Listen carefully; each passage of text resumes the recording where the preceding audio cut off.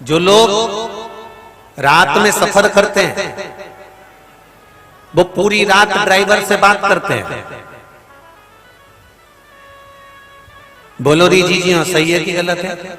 और जितने भाई लोग बैठे हैं यहाँ पर वो बताओ, अगर तुमने कोई गाड़ी पर्सनल करी है, कोई 4 व्हीलर गाड़ी को लेकर जा रहे हो, अपनी गाड़ी कर लेकर जा रहे हो, अपनी गाड़ी को लेकर जा रहे हो, जो रात भर सफर करते हैं वो रात भर ड्राइवर से बात करते हैं। क्यों करते हो? हैं? तुम्हें शौक चला है क्या बात करने का? क्या तुमको नींद नहीं आ रही है? आ रही है, पर ड्राइवर से बात इसलिए कर रहे हो कि इसकी झपकी नहीं लग जाए, इसको नींद ना आ जाए। अगर ये सो गया तो हमें मंजिल तक, अरे बोलो तो जम के, नहीं पहुंचा सकता। इसलिए तुम ड्राइवर से रात भर बात करते हुए चलते हो। दुनिया के लोग रात में सफर करते हैं तो ड्राइवर से बात करते करते चलते हैं, जिससे हम मंजिल तक पहुंच जाएं। उसी तरह शिव महापुराण की कथा कहती है, जैसे रात को आप मंजिल पर पहुंचना है तो रात भर ड्राइवर से बात करते हो, तब जाकर उसको नींद नहीं आती और वो मंजिल तक पहुंच जाते हैं। उसी तरह शिव पुराण की कथा कहती है। शिव महापुराण की कथा केवल कथा नहीं है, इस कथा में हम और आप इसलिए बैठते हैं कि हम भी उस परमात्मा की मंजिल तक पहुंच जाएं। इसलिए चर्चा करते करते, स्मरण करते करते वहां तक पहुंचा जा सकता।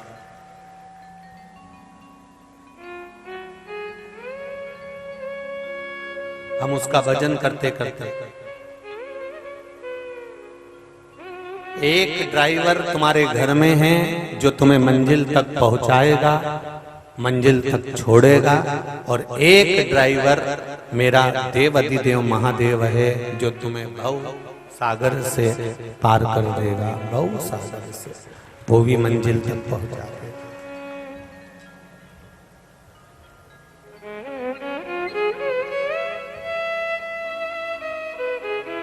वो भी मंजिल तक पहुंचा। कितनी समझदारी की बात है, स्मरण करिएगा जरा।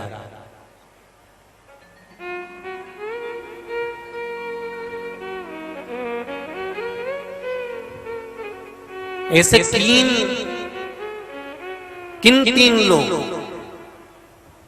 तीन लोगों को देखकर मनुष्य को अपना रास्ता चेंज कर देना चाहिए।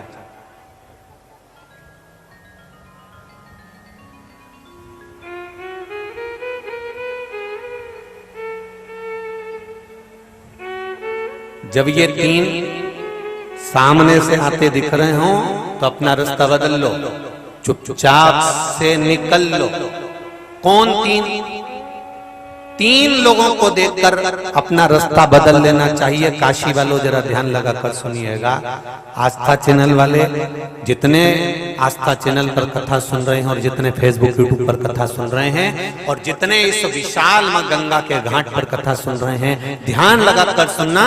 3 को देखकर अपना रास्ता बदल लेना चाहिए और चुपचाप से निकल जाना चाहिए। पहले नंबर पर सांप, दूसरे नंबर पर शेर, तीसरे नंबर पर शराबी।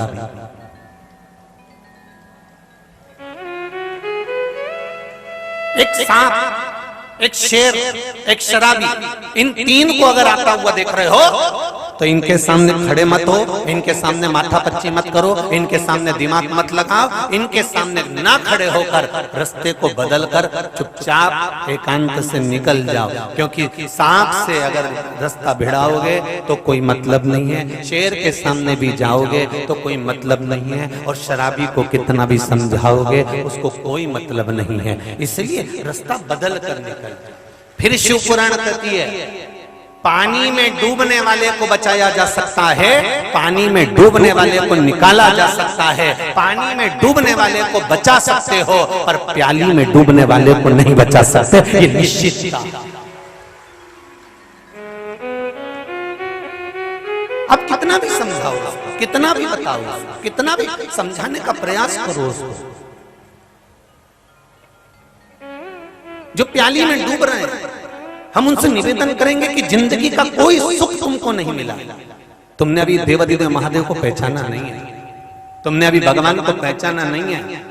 दिन भर का रिक्शा चला लेना, दिन भर की मेहनत कर लेना, दिन भर का काम कर लेना और थोड़ा सा पैसा इकट्ठा कर कर परिवार में थोड़ा सा पैसा देकर बाकी का पैसा सब ले जाकर गलत जगह पर लगा देना, इसमें श्रेष्ठता नहीं बनती है महाराज,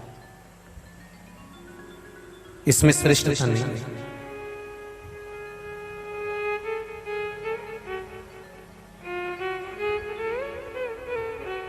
श्रेष्ठता इसमें नहीं है, श्रेष्ठता भगवत भजन में, भगवत स्मरण में।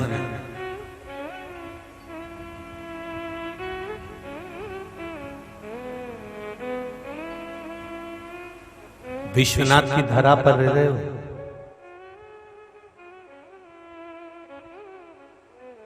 थोड़ा सा ट्रैफिक में अगर जाम लग जाए तो रिक्शे वाला भी चिल्लाकर दौड़ने लगता है। मेरा निवेदन है, चिल्लाने की जगह पर अगर तुमको भगवान ने वाणी दी है और थोड़ा सा ट्रैफिक है, बाजू में से कोई अगर गाड़ी निकाल रहा है तो हम भी तो ब्रजभूमि जैसे राधे राधे या हर हर महादेव या विश्वनाथ कह सकते हैं। दिन भर में मुख में से विश्वनाथ निकलेगा, हर हर महादेव निकलेगा, तो हो सकता है कि हमारी जिंदगी सवर जाए, हमारा जीवन का आनंद हम पाए।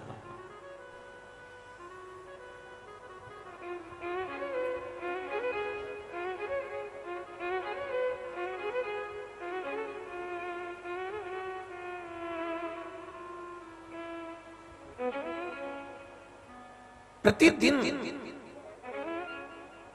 जो गंगा के घाट पर रहते हैं वो रोज गंगा नहीं नहा पाते।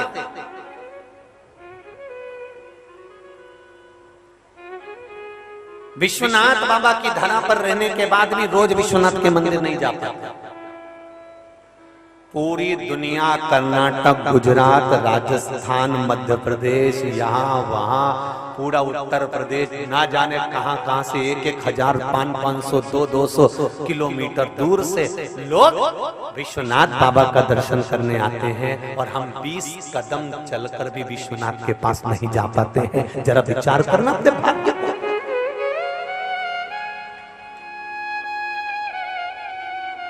जरा विचार करिएगा अपने विचार को, अपने भाग्य को कि हम विश्वनाथ बाबा की धरा पर रह रहे हैं, काशी जैसी पुण्य धरा पर रह रहे हैं, उसके बाद भी हम दिन भर दुकान पर बैठते हैं, दिन भर नौकरी में लगे रहते हैं, दिन भर व्यापार में लगे रहते हैं, दिन भर कार्य में लगे रहते हैं और हम विश्वनाथ बाबा का दर्शन तक करने नहीं जा पाते, हम बाबा से विनती करने नहीं जा पाते। सारी दुनिया के लोग इस विश्वनाथ बाबा की पावन धरा पर काशी में आते हैं और हम काशी में रहने के बाद भी कई लोग ऐसे हैं जो भगवान के मंदिर तक नहीं जा पाते। सावन में पूरी दूर दूर से लोग कांवड़ लेकर आते हैं और हम केवल उनका दर्शन कर लेते हैं, हम भगवान के मंदिर तक नहीं जा पाते। क्यों? किस लिए?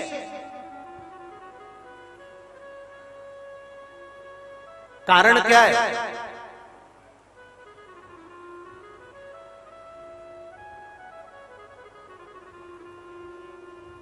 कारण क्या? हम सब दूर जा रहे हैं पर विश्वनाथ बाबा की धरा तक, विश्वनाथ बाबा के चरणों तक नहीं पहुंच पा रहे। क्यों?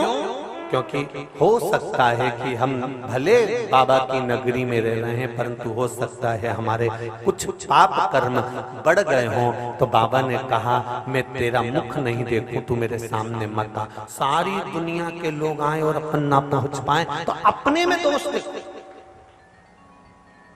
अपने भीतर दोष देखो कि हम भगवान की भजन क्यों नहीं कर पा रहे, हम भगवान का स्मरण क्यों नहीं कर पा रहे, हम भगवान का दर्शन क्यों नहीं कर पा रहे, हम विश्वनाथ बाबा की चौखट तक, उसके चरणों तक क्यों नहीं पहुंच पा रहे।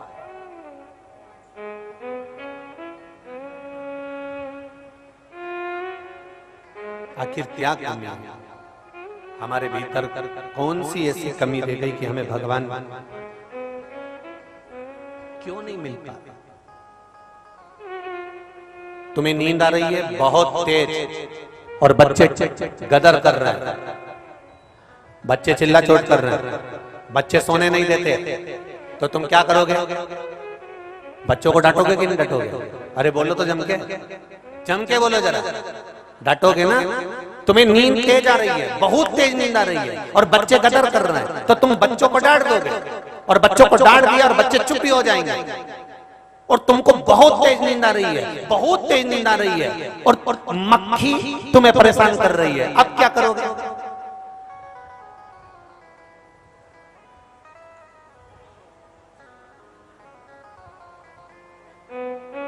गुन करती है, गुन करती है, गुन करती है। जरा विचार करिए, बच्चे गदर करेंगे, तुम्हें नींद आ रही है, बच्चे गदर करेंगे तो तुम बच्चों को डांट सकते हो, पर मक्खी तुम्हें नींद आ रही है, बहुत तेज आ रही है, और मक्खी तुम्हारे मुख पर बार बार आकर बैठ रही है, मक्खी बार बार तुम्हारे पास में आ रही है, तो तुम क्या मक्खी को डांटोगे? क्या करोगे? जम के बोलो जरा। मक्खी बार बार आ रही है तो तुम मक्खी को नहीं डांटोगे, जो चद्दर पड़ी हुई है, जो रजाई पड़ी हुई है, जो कम्बल पड़ा हुआ है, अपने मुख पर डालोगे और सो जाओगे। उसी तरह जब हम सत्संग करने बैठते हैं, भजन करने बैठते हैं, कई लोग कहते हैं हमारा मन थोड़ी देर लगता है फिर नहीं लगता, अर्थात बच्चों को तो तुमने डांट लिया पर मक्खी को नहीं डांट पा रहे हो। इसलिए निवेदन है, जब तुम्हारा मन ना लगे, जब तुम्हारा चित्त ना लगे, भगवान की भक्ति की ओर मन ना लगे, उस समय पर शिव महापुराण का कम्बल ओढ़ना और थोड़ी देर आराम कर देखना, आपको आनंद की अनुभूति हो जाएगी। जब भटको मार्ग से, कहीं इधर उधर विचलित हो रहे हो, कहीं मार्ग से भटक रहे हो, उस समय पर शिव तत्व को जानने के लिए शिव महापुराण की कथा को श्रवण करना ही पड़ेगा, भगवान शंकर की कथा को सुनना ही पड़ेगा, ये निश्चित था।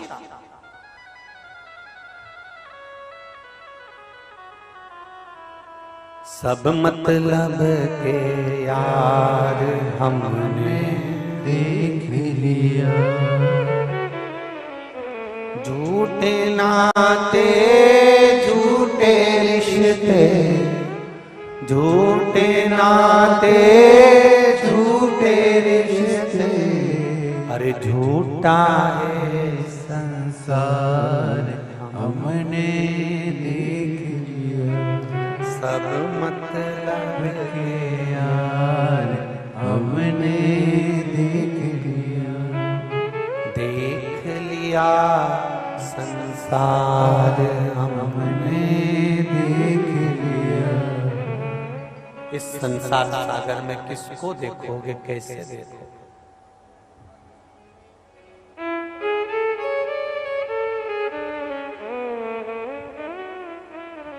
कल कथा में एक बात थी, स्मरण में रहे आपकी, कि भीष्म पितामह ने द्रौपदी का चीर खींचते हुए देखा था, तो 56 दिन तक उनको बाणों की सैया पर पड़े रहना पड़ा था। दृष्टि सही होना चाहिए, दृष्टि सही।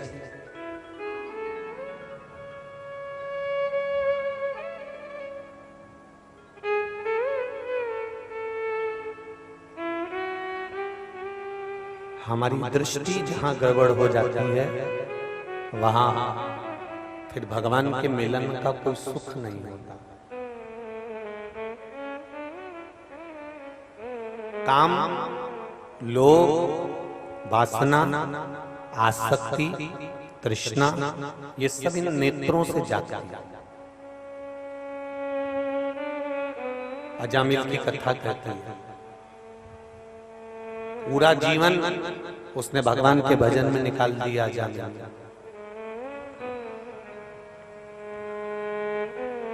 श्रीमद् भागवत में लिखा है, अजामिल ने पूरा जीवन भगवान के भजन में निकाल दिया। एक गड़बड़ी हो गई कि एक वैश्या के घर के सामने से निकल गया और वैश्या की सुंदरता पर लोभित हो गया। अब जरा विचार करिए, जिसने पूरी जिंदगी भजन किया, जिसने पूरा जीवन स्मरण किया, जिसने पूरा जीवन भगवत भजन में लगा दिया, जिसने पूरी जिंदगी बचपन भजन में गया, उसका पूरा बचपन भगवान की भक्ति में चले गया, केवल जवानी की दहलीज पर चरण रखा था, युवान अवस्था में पांव रखा था, और सत्संग में डूबा हुआ था, भजन में डूबा हुआ था, तप साधना में डूबा हुआ था। दृष्टि वैश्या के दरवाजे से निकल कर जाता था, रोज निकल कर जाता था, अलग रास्ते से जाता था। आज रास्ता चेंज कर दिया और रास्ता बदला, और वहां रास्ता बदलने के बाद एक वैश्या के द्वार पर, वैश्या के दरवाजे के सामने देखा क्यों भीड़ हो रही है, क्या कारण है,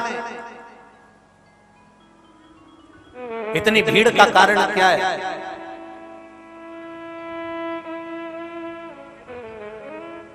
किस लिए इतनी भीड़ हो रही है, वो देखने के लिए रुका, और रुका तो उसने देखा कि यहाँ तो एक बड़ी सुंदर नारी रहती है, बड़ी सुंदर, इतनी सुंदर।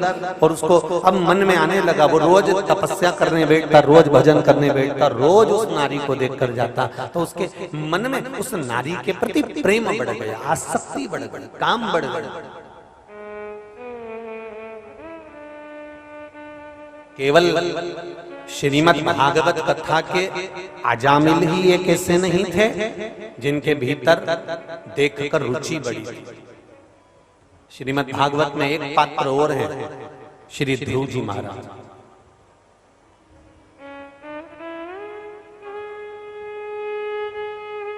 श्रीमद् भागवत कथा में एक पात्र और है, श्री ध्रुव जी महाराज। इनके पूर्व जन्म की अगर कथा निकाली जाए, इनके पूर्व जन्म को अगर देखा जाए कि ध्रुव जी पूर्व जन्म में कौन थे। एक ब्राह्मण के घर में एक बालक का जन्म हुआ, और वो ब्राह्मण का बालक तप साधना में डूब गया, तपस्या में डूब गया, ऐसी तप साधना करी, ऐसा तपस्वी बन गया। तपस्वी बनने के बाद जंगल में बैठकर केवल तपस्या कर रहा था। उसकी तपस्या इतनी प्रबल हो चुकी थी कि भगवान को दर्शन देना था। बस भगवान 5 महीने में, 6 महीने में प्रकट होने वाले थे।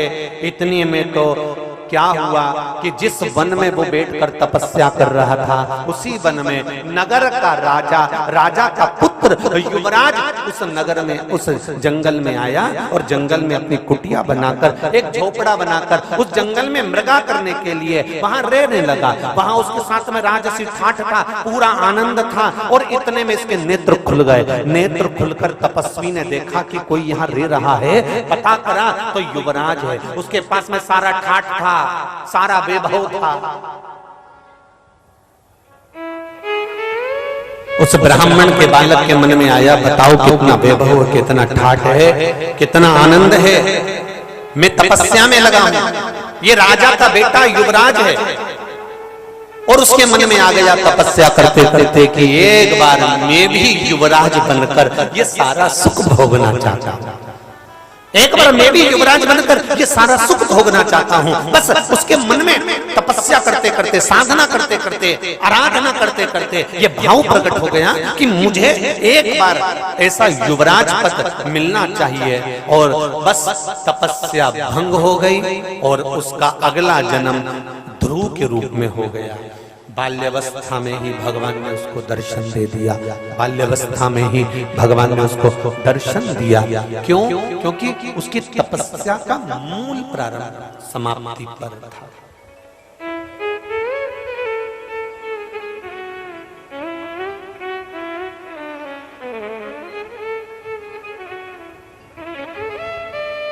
विचार करिएगा,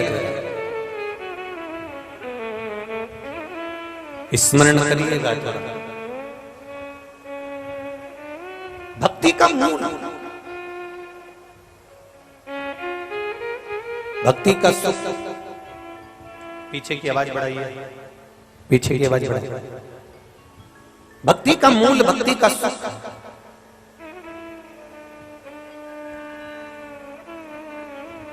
पीछे की आवाज बढ़ाइए। भक्ति का जो मूल है, भक्ति का जो सुख है, वो आनंद है। महाराज शिव तत्व कह रहा है, भगवान शंकर की कथा कह रही है। तपस्या करते करते, तप करते करते अजामिल का ध्यान वैश्या में चले गया। अजामिल का स्मरण वैश्या में पहुंच गया। तपस्वी तप करते करते उसका ध्यान राजा के पुत्र में चले गया, और तपस्या भंग हो गई। तप भंग।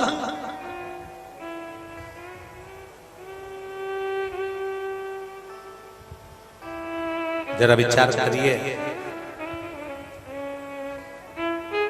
जरा सी भीड़ वैश्या के द्वार पर देखी और वैश्या के द्वार पर चले गया और वैश्या के द्वार पर जाकर उसकी चित्त, उसकी बुद्धि बदल गई। अभी तब साधना में लगा था, अब वैश्या में लग गया। आपसे भी निवेदन है, कहीं दूसरी जगह भीड़ हो रही हो तो भले मत जाना, पर कहीं शिव महापुराण की अगर भीड़ पड़ रही हो तो 5 मिनट जरूर जाकर दर्शन कर लेना। अजामिल एक वेश्या के दरवाजे की भीड़ को देखकर रुक गया था तो वेश्या में फंस गया था। आप शंकर भगवान की कथा की भीड़ देखकर उसकी चौखट पर 2 मिनट शिव महापुराण के पंडाल में पहुंच गए और रुक गए। जब अजामिल वेश्या में फंस सकता है तो ये मेरा विश्वास कहता है कि आप शिव में फंस सकते हो, ये निश्चित है। शंकर भगवान के चरणों में निश्चित है आपका चित्त, आपका मन, आपकी दृढ़ता, आपका विश्वास पहुंच सकता है।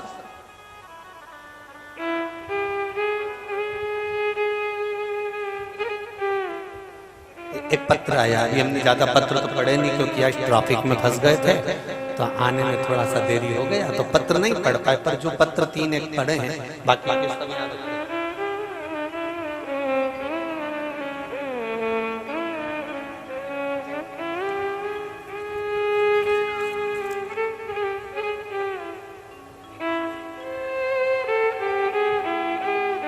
शंभो शरणे मांगो घड़ी दुख काटो, दया करी न दर्शन आपो।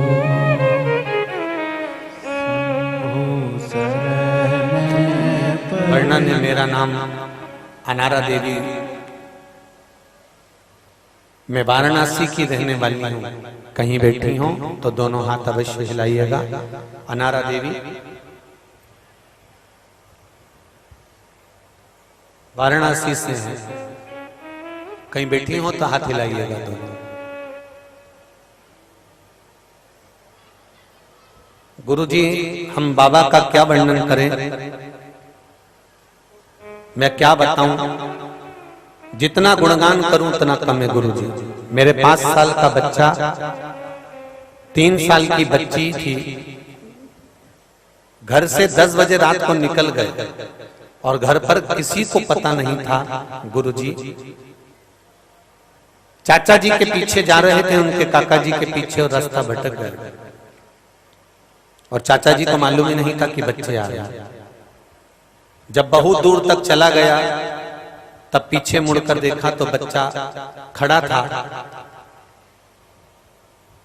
फोन बेटे ने किया कि कोई 2 बच्चों का स्मरण सब दूर हो रहा है। तब बाबा की कृपा से, शिव बाबा की करुणा से इतना रुदन पड़ा, इतना रोना पड़ा, केवल भगवान शिव याद आए और श्री शिवाय नमस्तुभ्यम का मंत्र याद आया और मेरे दोनों बच्चे वापिस मेरे घर में कोई व्यक्ति छोड़कर चले गया। ये शिव है। कहां पूरे ढूंढने में लगे। एक पत्र और देखिए,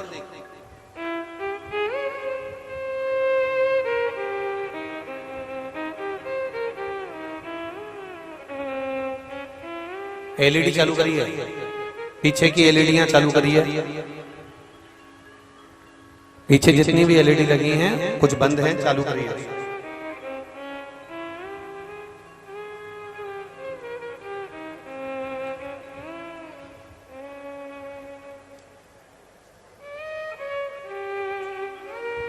मैंने तेरे ही भरोसे, ओ बाबा तेरे ही भरोसे, हवा बिच उड़ती जावांगी, बाबा डोर हमको छड़ीला मैं कटी जावांगी।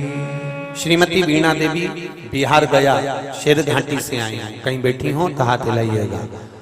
श्रीमती वीणा देवी बिहार गया, शेर घाटी से आई हूँ। बाबा मेरे पास कोई शब्द नहीं, आपको धन्यवाद करने आई हूँ।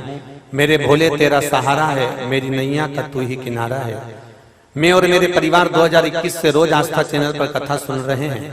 मेरा बेटा 2014 से परीक्षा दे रहा था पर उसका प्रमोशन नहीं हो रहा था। फिर मैंने पशुपति व्रत करना शुरू किया। जैसे ही मेरा दूसरा व्रत पूर्ण हुआ, बाबा की ऐसी कृपा हुई कि दिन में मेरे बेटे का प्रमोशन का लेटर आ गया और मेरे बेटे का प्रमोशन हो गया। ये शिव है। औ घड़ी शंकर,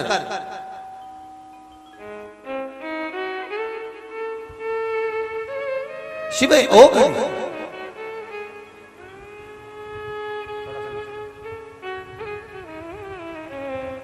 और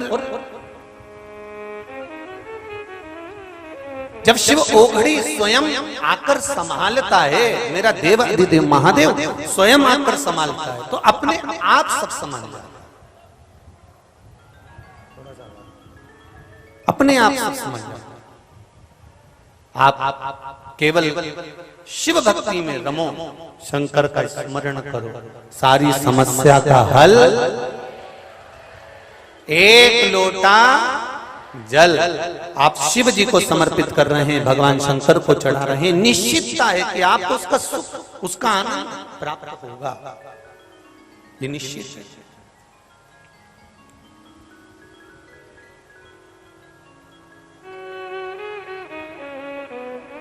महाराज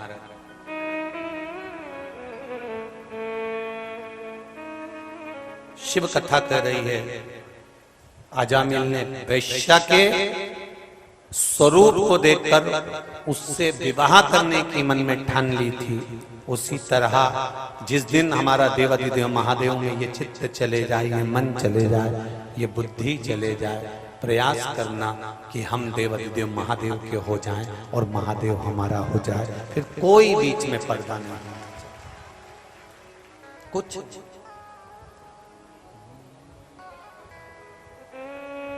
समझाना बड़ा मुश्किल है,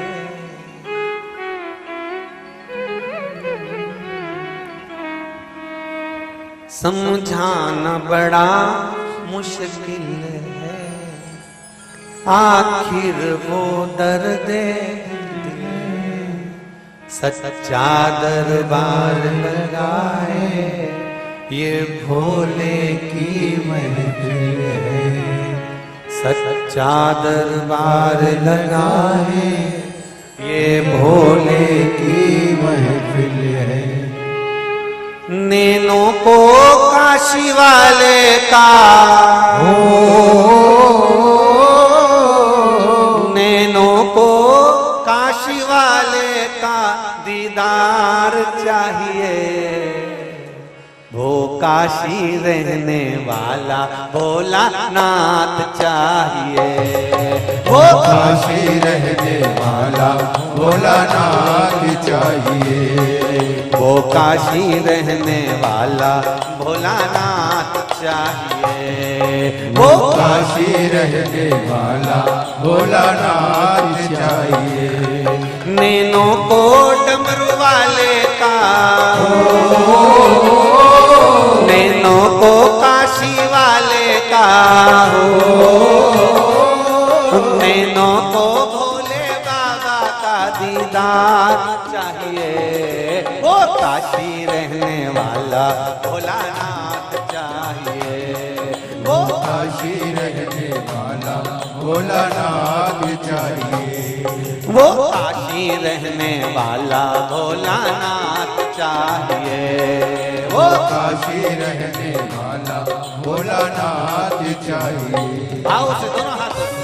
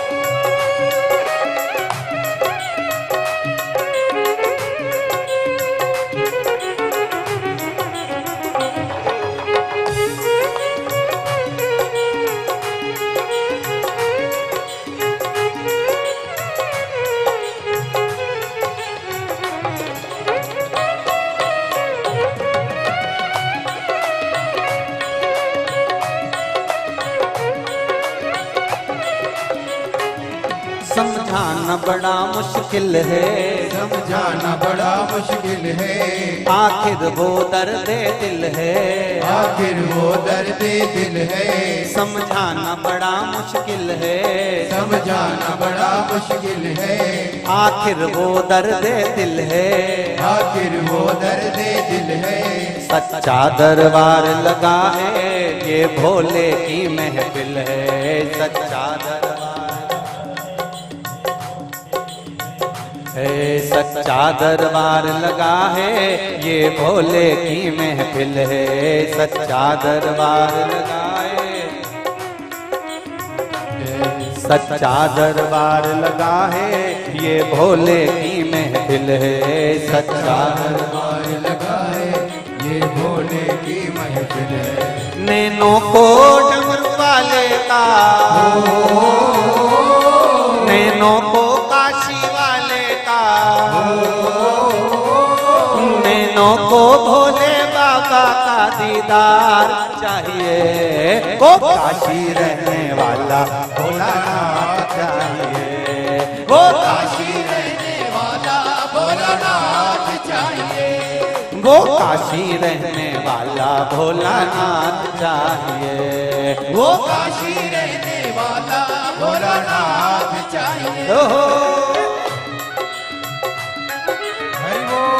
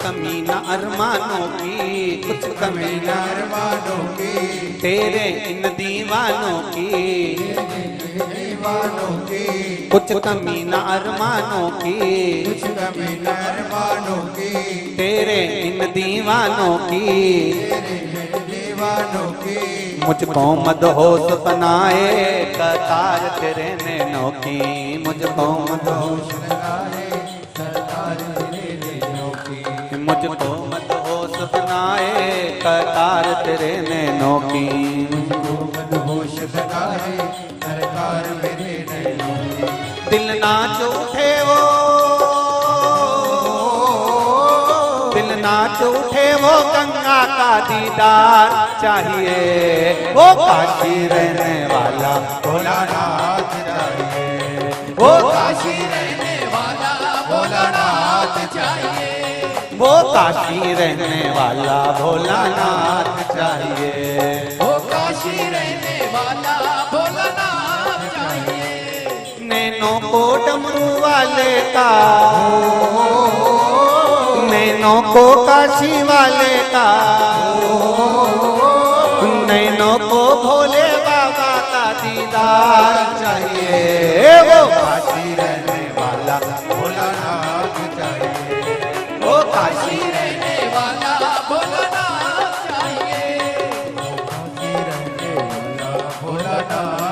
चाहिए।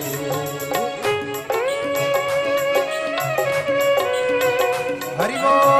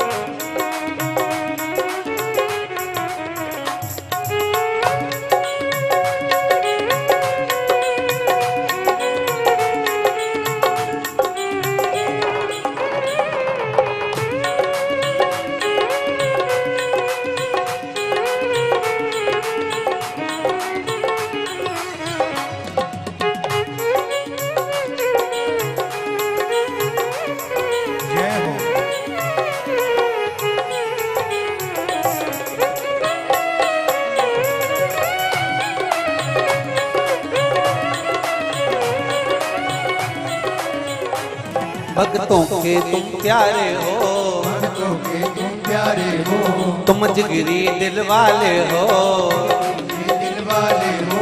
भक्तों के तुम प्यारे हो, भक्तों के तुम प्यारे हो, तुम जिगरी दिल वाले हो, जिगरी दिल वाले हो।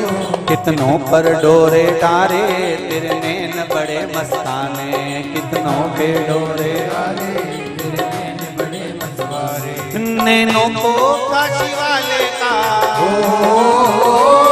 नैनों को काशी वाले का, नैनों को डमरू वाले का दीदार चाहिए। वो काशी रहने वाला भोलानाथ चाहिए, वो काशी रहने वाला भोलानाथ चाहिए। वो काशी रहने वाला भोलानाथ चाहिए, वो काशी रहने वाला भोलानाथ चाहिए। वो काशी रहने वाला भोलानाथ चाहिए, वो काशी रहने वाला भोलानाथ चाहिए। काशी रहने वाला भोलानाथ चाहिए, वो काशी रहने वाला भोलानाथ चाहिए। वो काशी रहने वाला भोलानाथ चाहिए। वो काशी रहने वाला भोलानाथ चाहिए। हारे हारे अपने स्थान पर बैठकर कार्तिक के महीने में मां गंगा के घाट पर विराजमान होकर शिव महापुराण की साक्षी में भगवान शंकर के मूल मंत्र का स्मरण करते हुए बाबा विश्वनाथ से प्रार्थना करो कि हमारे जीवन में जो भी कष्ट है, तकलीफ, उसको मिटाकर आपके चरणों की भक्ति प्रदान करो। बाबा से निवेदन, प्रार्थना करिएगा, सब प्रेम से बोलिएगा, भाव से, स्नेह से बाबा से विनय करिएगा। श्री शिवाय नमस्तुभ्यं, श्री शिवाय नमस्तुभ्यं, श्री शिवाय नमस्तुभ्यं, श्री शिवाय नमस्तुभ्यं, श्री शिवाय नमस्तुभ्यं भोला सब दुख काटो मारा। ओ भोला सब दुख काटो मारा। शिव शंकर जपूं तेरी माला, भोले बाबा जपूं तेरी माला, भोला सब दुख काटो मारा। ओ भोला सब दुख काटो मारा। वेश है मंगल मंगलकारी, वेश है मंगल मंगलकारी। शमशान वासी हमारा, शमशान वासी हमारा, ओ भोला सब दुख काटो मारा। ओ भोला सब दुख काटो मारा। भगवान शिव से प्रार्थना, ये जीवन के सारे दुख काट कर आपके चरणों की भक्ति प्रदान कर, आपके चरणों का स्मरण प्रदान कर, और आपके चरणों की जब तक भक्ति नहीं मिलेगी तब तक जीवन का कोई सुख प्राप्त होना कठिन, बहुत कठिन है महाराज शिव चरणारविंद की भक्ति।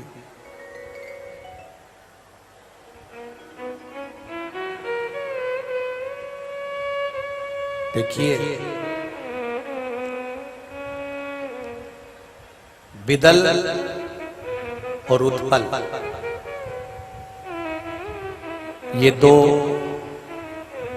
असुर ऐसे हैं कि जिन्होंने माता पार्वती जी की सुंदरता देखकर उनकी ओर आसक्त होते,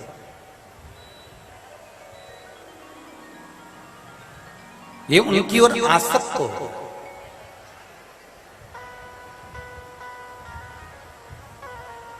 विदल और उत्पल माता जगतजननी जगदम्बा का स्वरूप देखकर उनकी ओर आसक्त हो रहे। एक बात का स्मरण अपनी जिंदगी में रहे,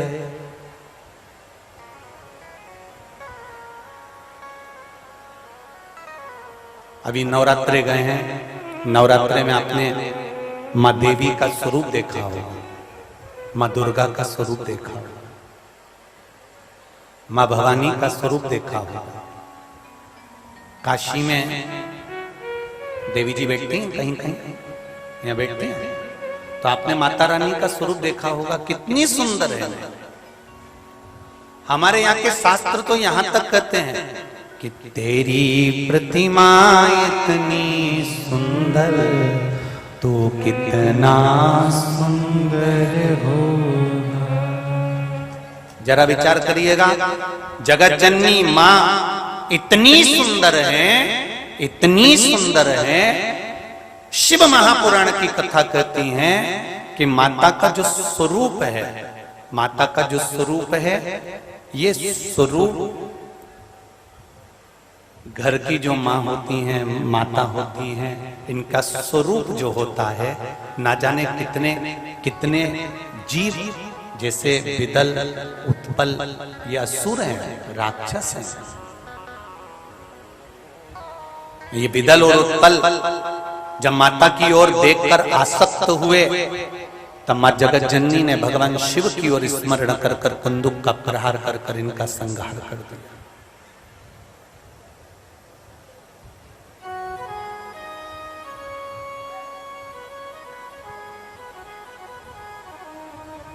एक बगीचे में लगा हुआ फूल, एक बगीचे में लगा हुआ, गार्डन में लगा हुआ पुष्प, देखो सुगंध लो, नैनों को सुख पहुंचा, पर उस पुष्प को तोड़कर कुचलना नहीं है, फेंकना नहीं है। पुष्प की सुंदरता है कि वो भगवान की शरणागति में जाए, भगवान के चरणों में जाए। पुष्प की सुंदरता है कि वो भगवान की शरणागति में पहुंच जाए। उसी तरह भगवान अगर सुंदरता देता है तो इसलिए नहीं देता कि हमारे भीतर अभिमान प्रकट हो या अहंकार प्रकट हो। भगवान सुंदरता देता है तो इसलिए देता है कि आप लोगों को प्रेरणा दे सको कि हम भले सुंदर हैं पर हम शिव की आराधना में, राम की आराधना में, कृष्ण की आराधना में डूबे हुए हैं। क्योंकि इस काया से हमें कोई मतलब नहीं, हमें शिव से, हमें शंकर से मतलब, हमें राम और कृष्ण से मतलब।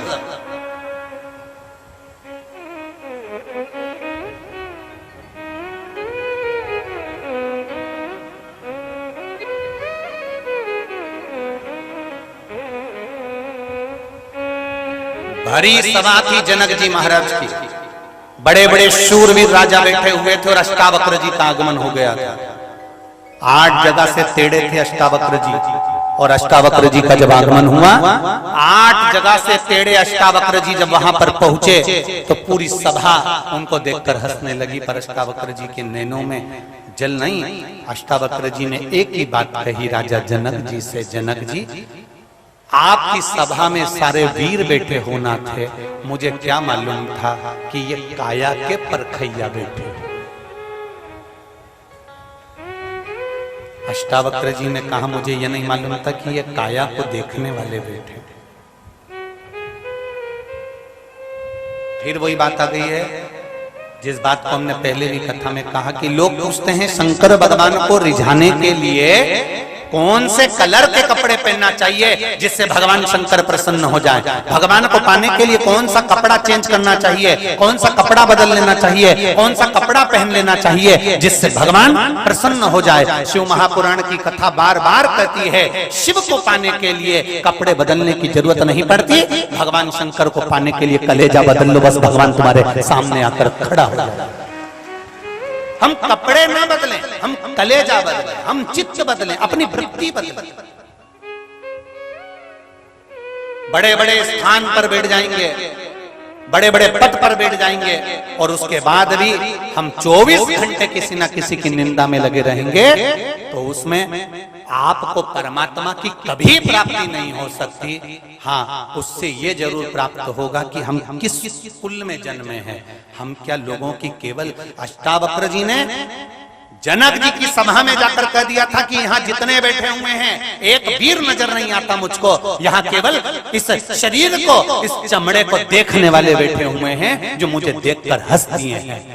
अगर वीर बैठे होते तो वीरता की बात करते, ज्ञानी बैठे होते तो ज्ञानी की बात करते, पर ये तो चमड़े को देखने वाले बैठे हुए हैं, इसलिए इनके सामने मेरा आना जरूरी नहीं। जनक जी को कहा जनक जी आशीर्वाद देता हूं, और अष्टावक्र जी निकल कर चले गए। आप क्या देख रहे हो? एक संत को संसार में क्या देखना चाहिए? एक साधु को संसार में क्या देखना चाहिए? एक तपस्वी को संसार में क्या देखना चाहिए? एक अच्छे स्थान पर बैठने वाले को संसार में क्या देखना चाहिए? और एक घर में रहने वाले को संसार में क्या देखना चाहिए? कभी अच्छे से रामचरितमानस का स्मरण करिए, कभी अच्छे से श्रीमद् भागवत का, कूर्म पुराण का, नारद पुराण का, विष्णु पुराण का स्मरण करिएगा कि एक संत, साधु, सन्यासी, तपस्वी, साधक, उपासक क्या देखे। एक बड़ा सुंदर चरित्र आता है। एक संत रहते थे, उन संत के सामने थोड़े दिन बाद संत के सामने एक वैश्या ने अपना मकान बना लिया। वैश्या ने अपना घर बना लिया। संत ने जाकर उससे कहा तुम यहाँ घर नहीं बना सकती। वैश्या ने कहा क्यों? यहाँ किसी की जागीर है जो नहीं बना सकती? मेरा मन, मैं यहीं रहूंगी, तुम्हें जाना है जहाँ चले जाओ। संत अपना जगह छोड़कर नहीं गया, वैश्या ने अपना मकान बना लिया। संत बस माला लेकर तप में डूबा रहता, भजन करता रहता, स्मरण में डूबा रहता। कितने लोग उस वेश्या के यहाँ आते, संत ने विचार करा जरा मैं भी तो अंदाजा लगाऊं कि कितने लोग आते हैं। उसने फूल रख लिया, फूल की एक एक पंखड़ी को तोड़ तोड़ के रखता जाता। एक आया, दो आया, तीन आया, चार आया, पांच आया, छह आया, और संत ने फूल का ढेर लगा लिया, फूल का ढेर। आज वेश्या निकल कर जा रही थी। उस वेश्या ने पूछ लिया, गुरुदेव जब मैं पहली बार यहाँ आई थी एक फूल नहीं था यहाँ पर, इतने फूलों का ढेर कैसे लग गया कि आप दब गए? संत कहते हैं, वेश्या तेरे यहाँ पर कितने लोग आए, उतने लोगों की पंखड़ी का मैंने ढेर लगाया है, जरा विचार कर। वेश्या ने संत से कहा, गुरुदेव आपने मेरे यहाँ आने वालों की गिनती लगाई, अगर वही गिनती आप नारायण को पाने के लिए लगा लेते तो परमात्मा मिल जाता। संत, साधु, सन्यासी, तपस्वी, साधक, उपासक, ऊंचे ऊंचे पद पर बैठने वालों को कौन क्या कर रहा है उससे मतलब नहीं होना चाहिए। हमें राम कैसे मिले, हमें कृष्ण कैसे मिले, हमें शिव कैसे मिले, हमें भगवान की भक्ति कैसे प्राप्त हो, वो देखना चाहिए। रामचरितमानस कहती है, घर में रहने वाले को क्या देखना चाहिए? घर में रहने वाले को अगर उसकी अर्धांगिनी उसके साथ में निवास कर रही है तो पर नारी अगर उसको दिखती है तो उसको माता के तुल्य देखना चाहिए। छोटी कन्या दिखे तो बेटी के तुल्य देखना चाहिए। बुजुर्ग माता दिखे तो दादी और नानी के तुल्य देखना चाहिए। भाई दिखे, कोई पुरुष दिखे तो उसको भाई के तुल्य देखना चाहिए। कोई छोटा बेटा दिखे पुत्र के समान देखना चाहिए। एक गृहस्थाश्रम में रहने वाला व्यक्ति अपनी बुद्धि को, अपने चित्त को संवारने की चेष्टा करे।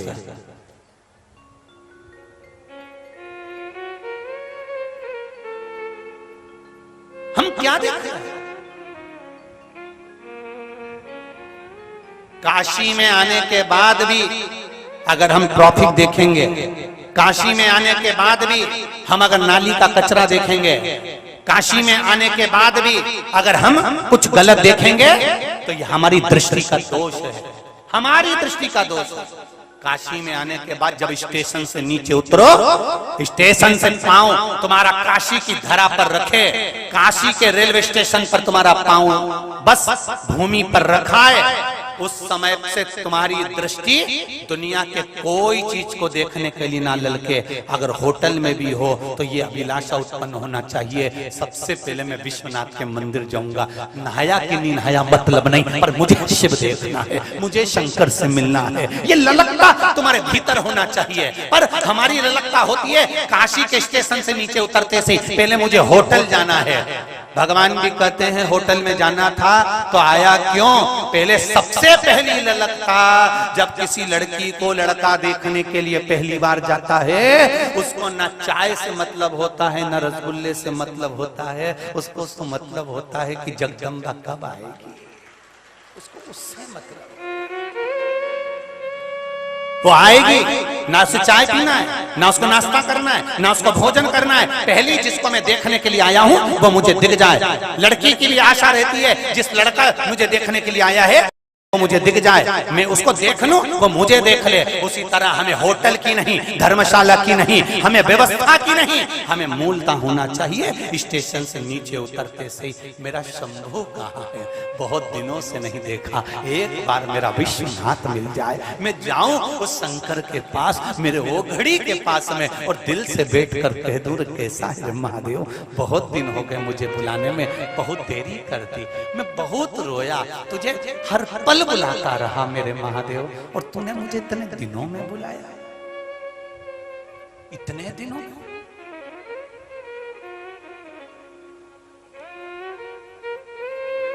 जब महादेव की पूजन सतुआ बाबा करा रहे थे तब हमारी भी आंख में जल भरा हुआ था। बाबा इतने साल से रोज भजन गा रहा हूं कि ओ काशी के भोलेनाथ मने थारी, अरे बोलो जम के बोलो, याद सतावे। और इतने समय के बाद तेरी याद सताई। बीच में जब कथा पक्की हो गई, फिर बाद में मालूम पड़ा कि कथा कैंसिल हो गई। मंदसौर में हमने किसी से नहीं कहा, हमने पशुपतिनाथ के पास जाकर कहा, रे बाबा हम में कौन सी कमी रह गई, जो एक बार आपका दर्शन नहीं हो पाया, कथा हो ना हो पर तू एक बार तो दर्शन, कमी क्या रह गई रे मैं बाबा। और बाबा विश्वनाथ है, उसने वहां से इशारा करा, बाबा ने यहाँ कथा करवाई। आज 6वां दिन हो जाएगा, कल 7वां हो जाएगा। जितने गंगा के घाट पर ये विश्वनाथ की कथा का जो आनंद चल रहा था, ये मेरा विश्वास कहता है खुशियों से अभी तक तुम्हारी झोली भरी थी, अब बेग भक्त कर लेकर जाओगे, निश्चित है, निश्चित है। जो रह गया वो बाद में पछताएगा जरूर, ये भी निश्चित है। जो रह गया, एक पत्र एक फौजी ने लिखा है, उसने अपनी फौजी का लेटर भी लगाया है जो सरकार का होता है। मैं फौजी हूं, संजय मेरा नाम है, कहीं बैठे हो तो हाथ हिलाइएगा, आप ही हैं। मैं फौजी हूं, 24 साल देश की सेवा करी है। 2018 में 31 दिसंबर को मैं रिटायर हुआ हूं। सर्च ऑपरेशन के दौरान ड्यूटी पे मेरा पहाड़ से पांव फिसल गया और हम बहुत दूर तक हम नीचे गिरते गिरते गए, मेरा पांव टूट गया, मेरा दाहिना पैर टूट गया और मैं पूर्ण रूप से चल नहीं पा रहा था, लाचार था। उसी दौरान मेरा रिटायरमेंट भी हो गया। बाद में मैं घर आ गया। घर पर आकर पहली बार टीवी खोली और आपकी कथा मिली, आपने एक शिव जी को जल चढ़ाने का वर्णन किया। मैंने बाबा पर विश्वास रखकर 1 लोटा जल चढ़ाना प्रारंभ किया। चल नहीं पाता था, टेक कर चलता था। सारे लोग मुझे लंगड़ा कहते थे कि ये लंगड़ा हो गया, पर मैं आज काशी में दिखाने के लिए आया हूं कि मैं लंगड़ा नहीं, मैं तगड़ा हो गया। आओ आओ आओ फौजी भाई, पधारो।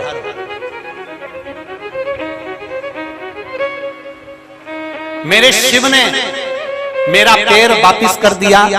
जो सीधा पैर मेरा पूरा टूट चुका था, आज उस पैर से मैं 5 किलोमीटर चल सकता हूं। मेरे ये कागज भी हैं और मेरा ये पत्र भी है। आज बाबा ने मुझे मौका दिया, मैं आमंत्रित करता हूं फौजी भाई को कि आए। ये देखो, सीधा पैर टूटा हुआ था, ये शिव कृपा है, ये ओघड़ी की कृपा।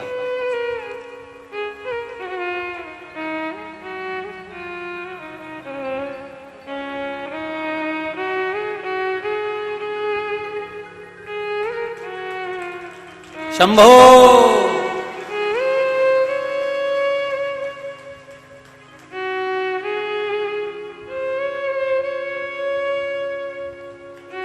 जोरदार ताली बजाकर स्वागत करें।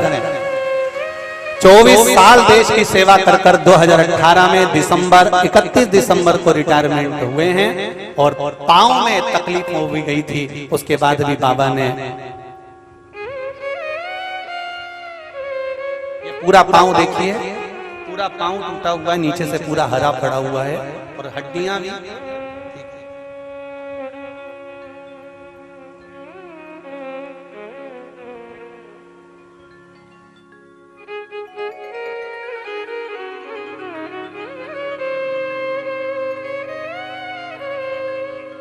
यही काशी के निवासी हैं। एक बार जोरदार ताली बजाओ काशी वालों, हमें गौरव है सब फौजी भाई।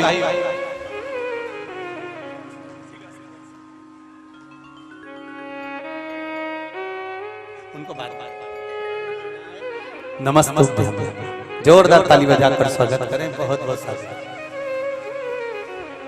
शंभो शरण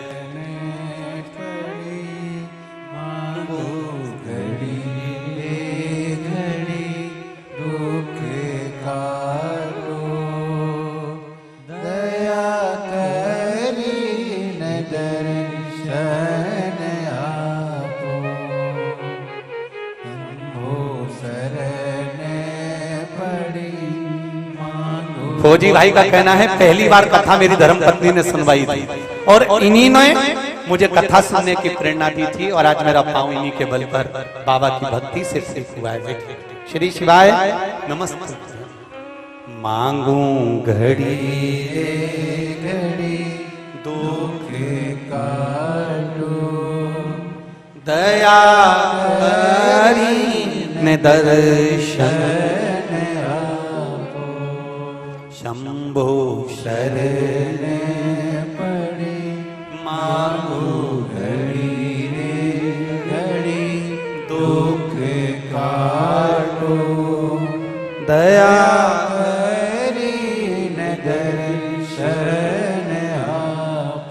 शिव तत्व है ये। भगवान शंकर को पाना। एक बेटी बैठी हुई है यहां पर, जिसका फेफड़ा एक साइड का पूरा फेफड़ा खराब हो गया है, और पूरा फेफड़ा खराब होने के बाद में डॉक्टर ने कह दिया था कि यह अच्छी जिंदगी नहीं जी सकती। शिवजी पर एक लोटा जल, आप ही हैं, आप ही ने भेजा, जो दोनों हाथ हिला दीजिए एक बार, श्री शिवाय नमस्तुभ्यं। एक साइड का फेफड़ा पूरा खराब है, डॉक्टरों ने कह दिया था ये कुछ नहीं कर सकती, 2 कदम नहीं चल सकती, पर बाबा की कृपा से एक लोटा जल और बेलपत्र का फर्क इतना है कि मेरी बेटी आज पूरी तरह से ठीक है, और बाबा की कृपा से उसको पशुपतिनाथ व्रत की कृपा से उसका मुंबई में पवई में एक अच्छी कंपनी में जॉब भी लग गया है। मैं बाबा को धोख लगाने के लिए, श्री शिवाय नमस्ते। बैठिए, हर हर शिव तत्व है, उदारता मेरी शिव।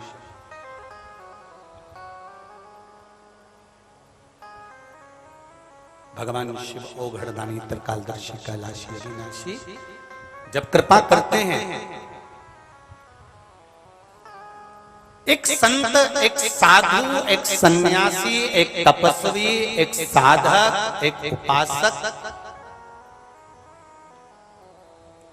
एक साधु, एक तपस्वी, एक साधक, एक उपासक, एक संत, एक महात्मा का जीवन क्या होना चाहिए, उसका लक्ष्य क्या होना चाहिए?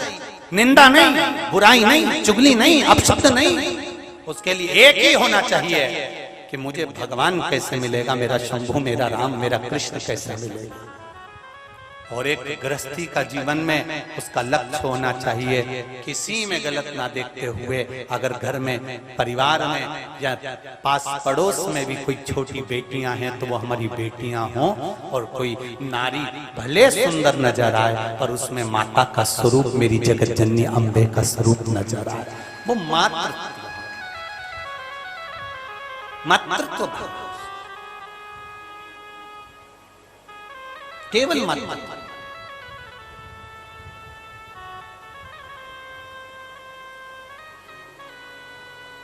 एक बात अपने ध्यान में रखिएगा,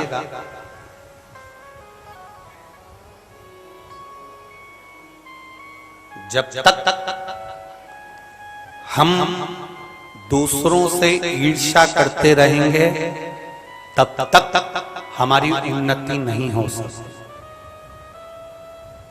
क्या करते रहोगे? ईर्ष्या। अगर हम दूसरे से ईर्ष्या करते रहेंगे तो हमारी उन्नति नहीं हो सकती, ये निश्चित है। आप ईर्ष्या करना छोड़ दीजिए, आप वैभव और उन्नति की सीढ़ी पर चढ़ते चले जाएंगे, आपको कोई नहीं रोक पाएगा, कोई नहीं। एक बुढ़िया दरवाजे पर बैठी थी, सामने से कपास की गाड़ी निकल कर गई, बहुत सारी कपास, बहुत सारी रुई उसमें भरी हुई थी। कपास की गाड़ी निकल कर गई तो बुढ़िया ने सोचा इतना सारा कपास कितने का बिकेगा, कितना पैसा आएगा, पैसा आएगा तो उसका तो बंगला बन जाएगा, गाड़ी आ जाएगी। वो कपास का सोचते सोचते चक्कर खा के नीचे गिर गई। कपास दूसरे की, गाड़ी दूसरे की, और चक्कर खा के बुढ़िया गिर गई। बेटे उसको उठाकर अंदर ले गए, पानी का छींटा दिया, नहीं उठी, डॉक्टर को बुलाया, डॉक्टर ने उसका इलाज करना चालू करा, नहीं उठी। पूरे मोहल्ले में खबर हो गई, सामने वाली बूढ़ी मां नीचे गिर गई। सामने एक अम्मा रहती थी बूढ़ी, वो इसकी बेस्ट फ्रेंड थी, पूरी अच्छी फ्रेंड। उसको मालूम पड़ा कि मेरी सहेली चक्कर खा के नीचे गिर गई। वो तुरंत दौड़ के आई और आते से पूछा क्या हुआ तुम्हारी मम्मी को, ये जीजी को क्या हो गया कि बाहर बैठी थी, बस कपास की गाड़ी निकल के गई थी, उस गाड़ी को देखा और चक्कर खा के नीचे गिर गई। डॉक्टर भी कुछ जवाब नहीं दे रहा, हमने पानी दे दिया, सब कर दिया, पर उठ नहीं रही। कपास की गाड़ी गई थी। हाँ, सामने वाली काकी दौड़कर बाहर गई और बाहर से अंदर आई और आते से बोली, अरे जीजी उठ, तेरे सामने से जो कपास की गाड़ी गई थी ना, उसमें आग लग गई। जीजी उठ के बैठ गई तुरंत।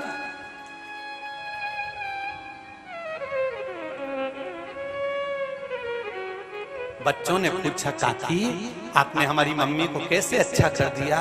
कुछ नहीं बेटा, कुछ नहीं करा। वो कपास की गाड़ी दूसरे की थी, कितने में बिकेगा, कितना पैसा इकट्ठा हो रहा होगा, कितना धन आ रहा होगा, और करेगा क्या, इतना रुपया सोच सोच के चक्कर खा के नीचे गिर गई। ये ईर्ष्या अंदर इतनी जलन की भर गई, इतनी जलन की भर गई कि जैसे खाने से एसिडिटी होती है, वैसे ईर्ष्या से एसिडिटी हो गई और चक्कर खा के नीचे गिर गई। अब वो चक्कर जो खाई थी तो उसको बोलना तो पड़ेगा कि वो गाड़ी बर्बाद हो गई। कई लोग संसार में ऐसे हैं जो दूसरे का सुख नहीं देख सकते, वैभव नहीं देख सकते, वो बस आस लगा कर बैठे हैं, केवल आस लगा कर बैठे हैं। जैसे एक कौवा आस लगा कर बैठा होता है कि कब कुत्ता मरे और छींतड़ा नोचा जाए, ऐसे कई बैठे हैं तुम्हारे लिए आस लगाकर कि ये थोड़ा सा बड़ा अब कब गिरेगा और हम तैयारी करके बैठे हैं कि हमको इसको कैसे नोचना, हमें कैसे इसको चीथड़े निकालना, इतना कैसे कमा रहे हैं, इतना कैसे आ रहा है, इतना वैभव कैसे बन रहा है, ऐसा कैसे बन गया, इतना धन कैसे आ गया। ये सब नोचना है, केवल नोचना है और कुछ नहीं। ईर्ष्या। शिव महापुराण की कथा कह रही, आग लगे बस्ती में, जम के बोलो जरा, अपन रहो मस्ती में। 3 सूत्रों का स्मरण करना, सारी समस्या का हल। और दूसरा, आग लगे बस्ती में अपन रहो, क्या किसको रोइए। जिंदगी के ये 3 सूत्र अपना के रख लो, 1 लोटा जल से समस्या मिटती रहेगी। और क्या किसको रोना, अलमस्त होकर जिंदगी जीना। कोई ज्यादा बोले, तुम ज्यादा खजूर वाली चोटी करके जूड़ा बांध के जा ले जा, क्या कर ले। और ज्यादा करे तो बनारस का पान में दबा के फिर खाई के पान, ले अब बोले।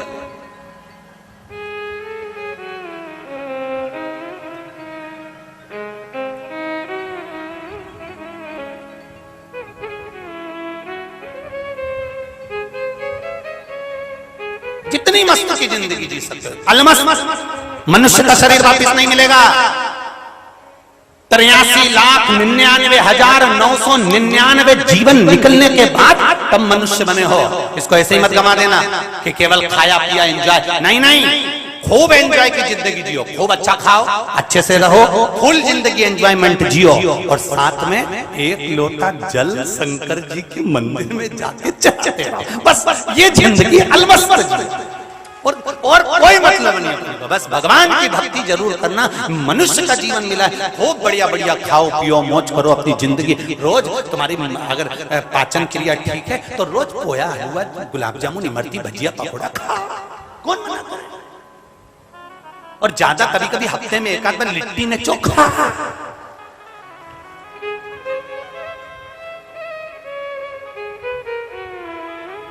जो खाए लिट्टी चोखा वो कभी ना खाए धोखा। ऐसा है लिट्टी और चोखा।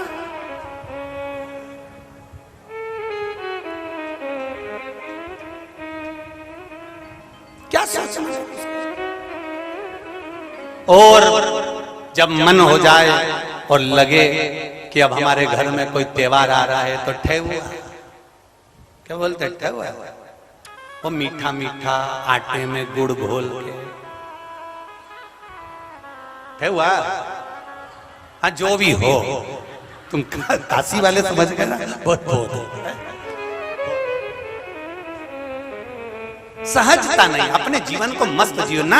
हमें ईर्ष्या देखना है ना, हमें निंदा करना है ना, हमें बुराई करना है। और जो करे करे अपनी मस्ती में, अपने आनंद में। श्री शिवाय नमस्तुभ्यं, श्री शिवाय नमस्तुभ्यं। भगवान की भक्ति को धारा कर। विदल उत्पल माता पार्वती के सुंदर स्वरूप को देखकर आसक्त हुए पार्वती जी ने कुंदुक उठाकर प्रहार करा। और कुंदुक उठाकर जब प्रहार करा तो वो विदल उत्पल का अंत तो हो गया, पर कुंदुक मेरे बाबा देवाधिदेव महादेव के चरणों में जाकर गिर गया। शिव जी का नाम कुंदकेश्वर पड़ा। क्या नाम पड़ा? कुंदकेश्वर।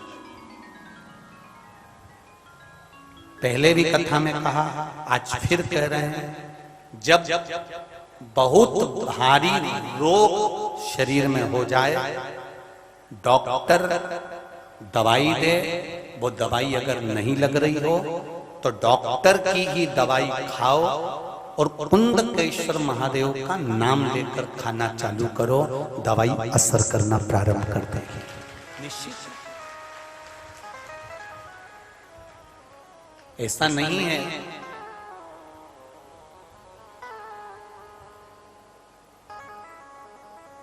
दुनिया में केवल एक डॉक्टर ही ऐसा होता है जो भगवान का स्वरूप होता है, जिस पर हम विश्वास कर कर उसके पास जाते हैं और अपने दिल की बात कहकर उससे औषधि लेकर आते हैं।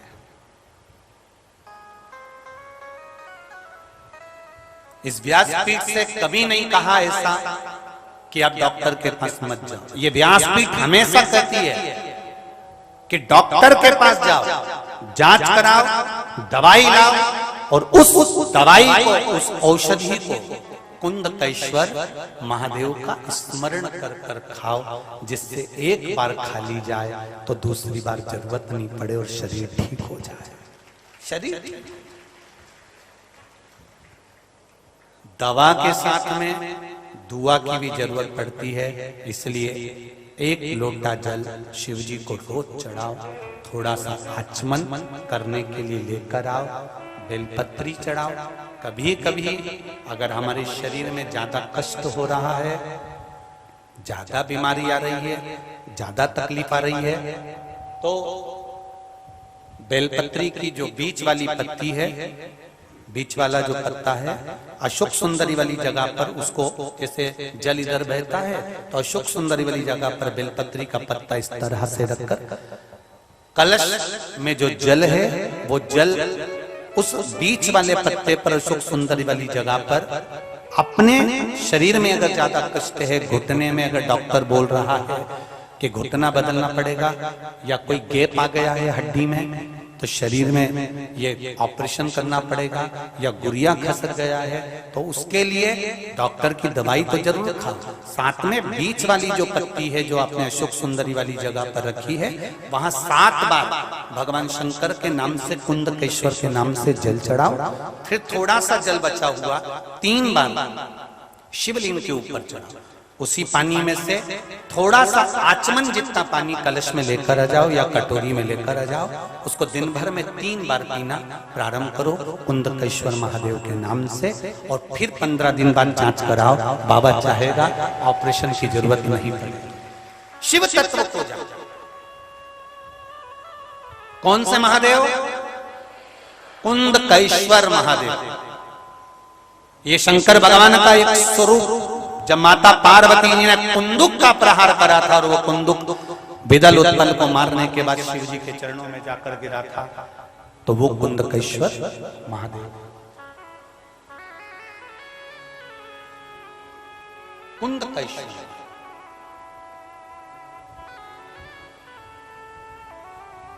कभी मौका मिले, आप एक दूसरे के संपर्क में जब आए, एक दूसरे से जब मिलना होता है तो एक बार मुख से दिन भर में प्रयास करा करो, एक बार 2 बार आपके मुख से श्री शिवाय नमस्तुभ्यम निकल जाए, इतना प्रयास जरूर करना।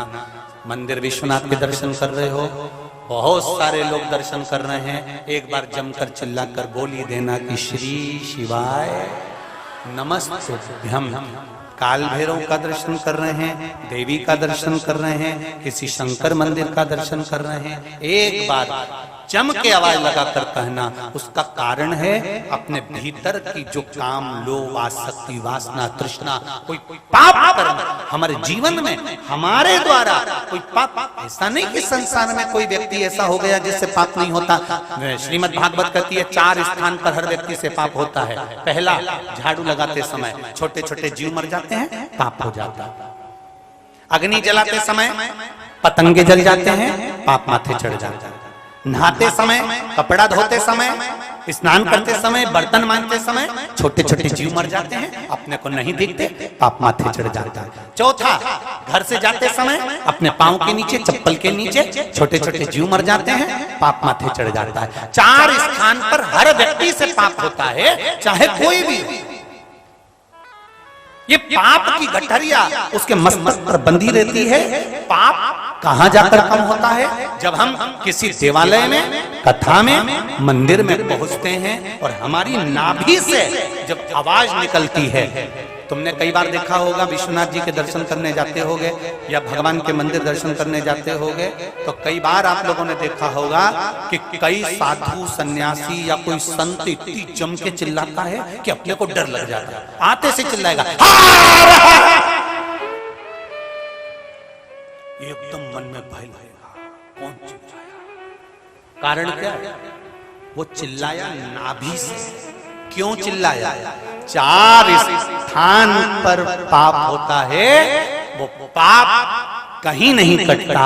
मरने से पहले उस पाप को अगर काटना है तो या तो शिव महापुराण की कथा में जाकर या शंकर के मंदिर में जाकर जम के बाबा को पुकार लो, कट जाता।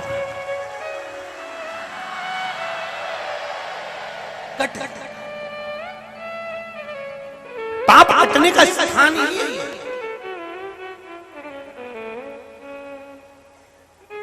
हाँ, कोई कोई लोग अगर हो सकता है कि कोई चीज को पाने के लिए, जैसे एक महाराज जी कथा करने गए, तो कथा में जाकर उन्होंने गांव के लोगों से कहा हमको यहाँ कथा करना है साहब, हमको यहाँ कथा करना है। तो क्या हमारे यहाँ कोई कथा मता नहीं सुनता, नहीं साहब मेरे को तो कथा करना है, आप तो कथा करवा। तो उन्होंने कहा ठीक है। सरपंच साहब ने कहा ठीक है मैं कथा करवा देता हूँ। तो क्या बिछाने के लिए कुछ नहीं, सरपंच साहब ने अपना कोई वस्त्र था नीचे बिछा दिया, बिछाया और गाँव के लोग कथा सुनने के लिए आ गए। थोड़ी देर बाद गाँव के लोगों का मन कथा में लगा नहीं, सब उठ के चले गए। पंडित जी ने आंख खोल कर देखा तो कोई नहीं था, सब 50 लोग बैठे थे, सब चले गए, अकेला सरपंच बैठे हुए। तो सरपंच साहब को देखा तो पटेल साहब से कहा, पटेल साहब सब चले गए, तुम नहीं गए? पटेल साहब बोले कि गुरुजी मैं तो कब का चले जाता, पर मेरी धोती पे तो तुम बैठे हो। तो ऐसे भी है कहीं कि वो धोती के चक्कर में बैठे हैं कि भाई धोती अपनी फंसी।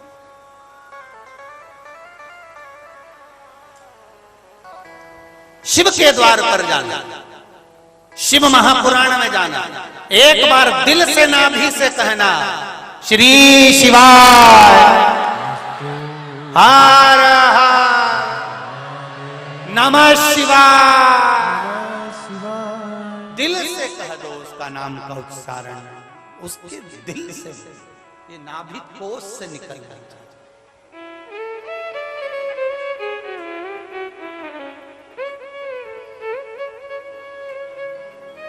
नाभि कोश।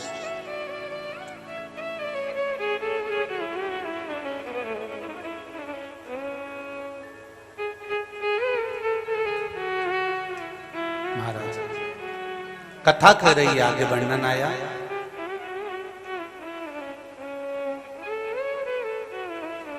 शिव जी के नेत्र बंद करने से एक पुत्र का जन्म हुआ जिसका नाम अंधकासुर था। पार्वती मैया ने इसको गोदी में लिया, अपना पुत्र माना, अपना।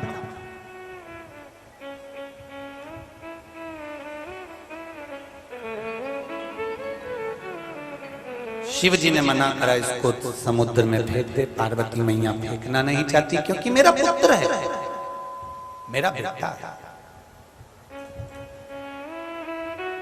केवल एक माँ ऐसी होती है, बेटा कपूत से कपूत भी हो जाए तो भी माँ अपने बच्चे के लिए कभी गलत नहीं सोचती। केवल माँ।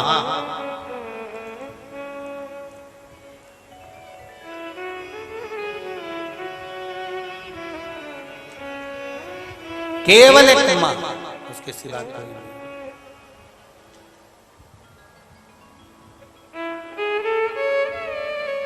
आप बेटा अब शब्द भी बोल देता है, आड़ा टेढ़ा भी बोल देता है, कुछ गलत भी बोल देता है, तो भी माँ उसके लिए कभी गलत नहीं सोचती।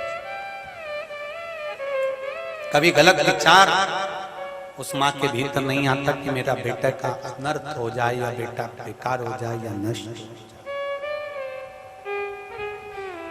जैसे माता और पिता अपने बच्चे के लिए कभी गलत नहीं सोचते, संसार में जन्म लेने वाले बच्चे भले परमात्मा के लिए गलत गलत बोल देते हैं, परमात्मा के लिए अपशब्द बोल देते हैं, पर कभी परमात्मा अपने बच्चों के लिए गलत नहीं सोचता।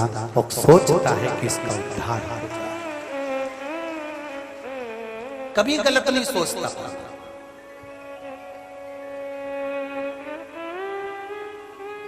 मेरा भगवान कभी किसी के लिए गलत विचार नहीं रखता। कई लोग कहते हैं, कई संसार में ऐसे भक्त भी हैं, भगवान के उपासक भी हैं, जिनको भोगना भी पड़ता है। तो लोग कहते हैं बताओ इतने भगवान के उपासक, भगवान का इतना भजन करने वाला, भगवान का इतना मंत्र जाप करने वाला, भगवान का इतना स्मरण करने वाला, भगवान की भक्ति में डूबने वाला, और इतना कष्ट। कई लोग ऐसे आपकी भी दृष्टि में आ जाता है, पड़ोसन कभी एक लोटा पानी नहीं चढ़ाती, पड़ोसन कभी अगरबत्ती नहीं लगाती, पड़ोसन कभी भगवान के मंदिर नहीं जाती, और भगवान उसको दिए जा रहा है, और हम रोज भगवान को मना रहे हैं, और भगवान हमें दुख पर दुख दिए जा रहा है। उसका कारण क्या है?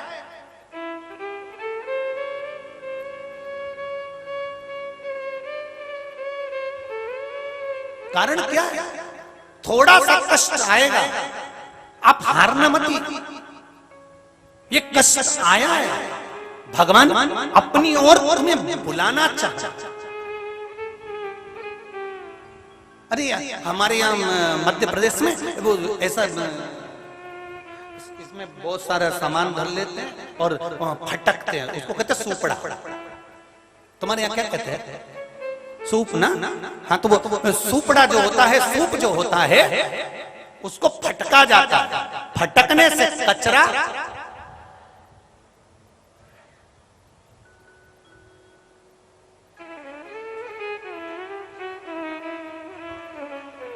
चलनी में और सूपड़े में, ये सूप में और चलनी में अंतर है। पहले के जमाने में केवल कचरा साफ करने के लिए सूपड़ा ही चलता था। बोलो सही है गलत है? ये चलनी नहीं चलती थी। पहले के जमाने में केवल सूपड़ा चलता था, सूप चलता था, जिससे कचरा फटक दिया जाता था, कचरा बाहर हो जाता था। आज के जमाने में वो चलनी चल गई, क्योंकि जल्दी काम चाहिए ना तुम लोगों को, थोड़ा तो जल्दी से निकाल कर। चलनी में और सूप में एक अंतर है। जो पुराने जमाने के लोग थे, उन्होंने चलनी का निर्माण नहीं करा, उन्होंने सूप का निर्माण करा। क्यों?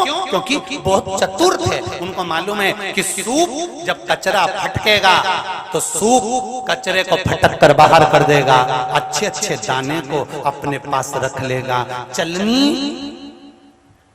अच्छे अच्छे को नीचे पटक देगी, कचरा कचरा अपने पास रख लेगी। सूप में और चलनी में यही अंतर है। चलनी अच्छाई को छोड़ देती है और बुराई को रख लेती है। सूपड़ा बुराई को फेंक देता है और अच्छाई को अपने पास रख लेता है।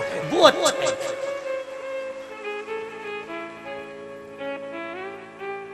जैसे फटका लगाया जाता है और कचरा बाहर हो जाता है, अगर जिंदगी में थोड़ा सा दुख आए, तकलीफ आए, कष्ट आए, चिंता मत करना, विश्वनाथ जी को जाके धन्यवाद देना कि तूने फटका लगाया है, कचरा साफ कर रहा है। मैं समझ गई।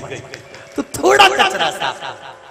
थोड़ा दुख आया है ना कचरा साफ करने के लिए। कोई अपशब्द बोल रहा है, कोई ताने दे रहा है, कोई गाली दे रहा है, कोई आप पे उंगली उठा रहा है, कोई बार बार आपकी निंदा कर रहा है, बार बार ताने दे रहा है, बार बार गलत गलत बोलने को तैयार बैठा हुआ है। समझ लेना कि महादेव ने इस सुपड़े को तुम्हारे पास भेजा है तुम्हारे को फटकने के लिए। ये जब जब बोलेगा तेरे लिए आड़ा टेढ़ी बोलेगा, ये जब जब बोलेगा तेरे लिए गलत ही बोलेगा। समझ जाना कि सुपड़ा परमात्मा ने तेरे लिए भेज दिया है, जिससे ये फटकी लगा लगा के तुझे एकदम क्लीन कर देगा, साफ कर देगा, तेरा जीवन निर्मल कर देगा। पहचानो इन सुपड़ों को, पहचानो।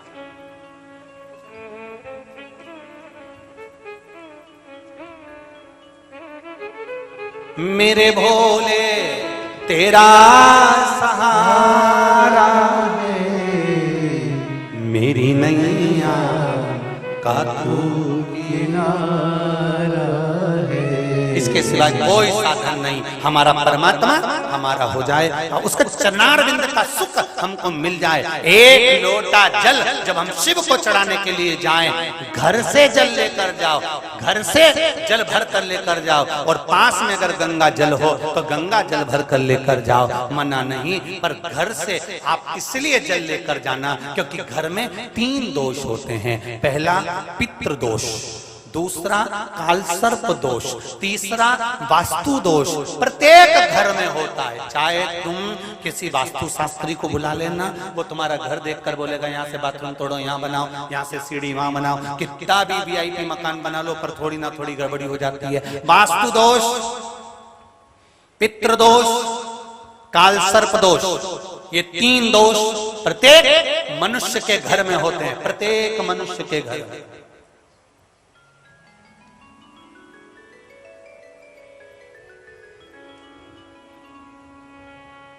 प्रत्येक मनुष्य के घर में ये 3 दोष हैं।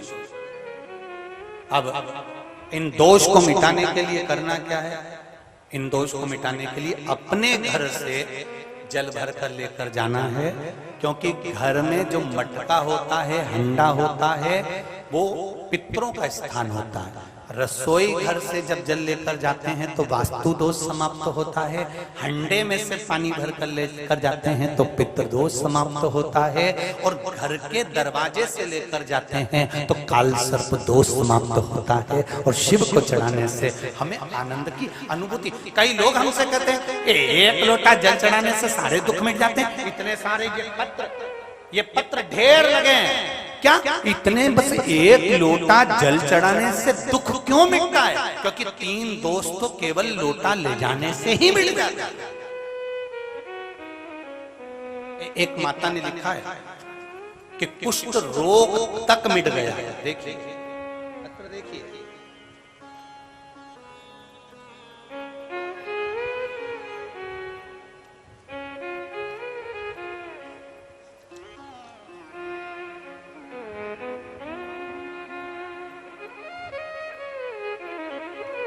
लाइन लिखी है, तेरा ही दिया मैंने खाया किया है, तेरा शुक्रिया है, तेरा शुक्रिया है। नाम हर्ष साहू, जेतपुरा बड़ी बाजार वाराणसी से हूँ। गुरुजी क्या वर्णन करूं? 1 लोटे जल का उसमें पूछे कि बाबा ने हमें क्या नहीं दिया है। जब से 1 लोटा जल चढ़ाना प्रारंभ किया है तब से मेरा सारा दुख कष्ट बाबा ने हर लिया है। अशोक सुंदरी पर लाल चंदन पीला चंदन लगाकर चढ़ाने से क्या फायदा होता है गुरुजी? कुष्ठ रोग तक बाबा मुक्त कर देते हैं। मेरा सारा रोग बाबा ने हर लिया गुरुदेव। जो दवाइयां असर नहीं कर पाई वो बाबा ने कर दिया गुरुजी। मेरा जीवन सवार दिया। जिसने पत्र लिखा हुआ हाथ हिलाइएगा। आप ही ने लिखा, श्री शिवाय नमस्तुभ्यम। बाबा ने मेरा रोग हर लिया गुरुदेव। जीवन था नारी का, कैसे मेरे बाबा ने मेरा साथ दिया है, ये मैं क्या वर्णन करूं। उसमें लिखा है सारी दवाइयां फेल है और 1 लोटा जल अग्रहण्य है। ये बेटी लिख रही है। इतना बड़ा रोग मेरा बाबा ने मिटा दिया गुरुदेव केवल लाल चंदन का प्रयोग करने से। बैठो बैठो। श्री शिवाय नमस्ते। ये शंभु, ये शिव है, ये शंकर, ये औघड़ी। आप दिल से उसको रिझा लीजिए, दिल से, बस दिल से कहो कि मैं शिव का हूं और शिव मेरे हैं। बचना केवल दुनिया के लोग जब निंदा करें तो पलट कर एक जवाब जरूर दे देना कि अपने माता पिता का स्मरण जरूर करिएगा कि आप किसकी संतान है। गलत ना तो बोलो और गलत ना सुनो। केवल कभी जिंदगी में ना शिव पुराण की निंदा, ना शंकर की निंदा, ना शिव का। केवल ब्रह्मा जी के मुख से, देवर्षि नारद के मुख से नारद जी ने केवल भगवान विष्णु से इतना सा कहा था। क्या कहा था भगवान विष्णु से कि हे नारायण, जिस कामदेव को शंकर भगवान नहीं जीत पाए उसको देवर्षि नारद ने जीता है। ये देवर्षि नारद ने भगवान विष्णु से कह दिया था। तो भगवान विष्णु के बैकुंठ में अश्रु गिर गए थे। बैकुंठ में भगवान विष्णु के अश्रु गिर रहे थे। पूछा क्यों? लक्ष्मी जी पूछ रही, नारायण आप रो रहे हो, आप रो रहे हो? भगवान विष्णु ने कहा, लक्ष्मी ये देव ऋषि नारद ने तो निंदा कर दी और मैंने सुन ली, उसका दोष मुझे लग गया। निंदा कोई कर रहा है शंकर की, शिव की, शिव पुराण की, तो उसको या तो रोक दो, नहीं रुके तो वहां से फिर डिलीट हो जाओ। अपने को बोलना ही नहीं, उसको शब्द ही नहीं कहना। निंदा कर दी लक्ष्मी, इस नारद ने निंदा कर दी, तो उससे होगा क्या? निंदा से कुछ होता है क्या? भगवान विष्णु ने कहा, लक्ष्मी तू यही तो नहीं जानती, देव ऋषि नारद ने शंकर जी की निंदा करी है, तो देव ऋषि नारद ने जिस मुख से निंदा करी है इसको बंदर का मुंह लगेगा, और मैंने जिस मुख से सुनी है मुझे घोड़े का मुंह लगेगा, मुझे घोड़े का मुंह लगेगा। लक्ष्मी जी ने कहा, घोड़े का मुंह? हाँ, क्योंकि मैंने निंदा सुनी है। अगर निंदा सुनी है तो एक बार मुझे पशु का मुख लगना ही पड़ेगा। और भगवान विष्णु का हयग्रीव अवतार हुआ, घोड़े का मुंह लगा, केवल निंदा सुनने के कारण। केवल निंदा।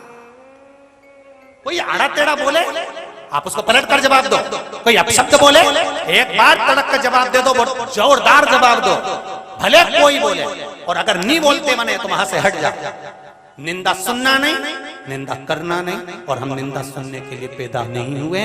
हमारा मनुष्य की योनि निंदा सुनने के लिए नहीं मिली है। ये मनुष्य की योनि 83,99,999 योनि काटने के बाद ये मनुष्य की देह मिली है, केवल शिव का नाम जाप करने के लिए। श्री शिवाय नमस्तुभ्यं बोलो, बड़ी मुश्किल से मिली।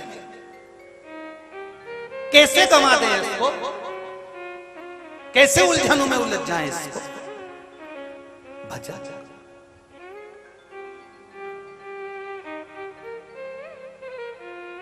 महाराज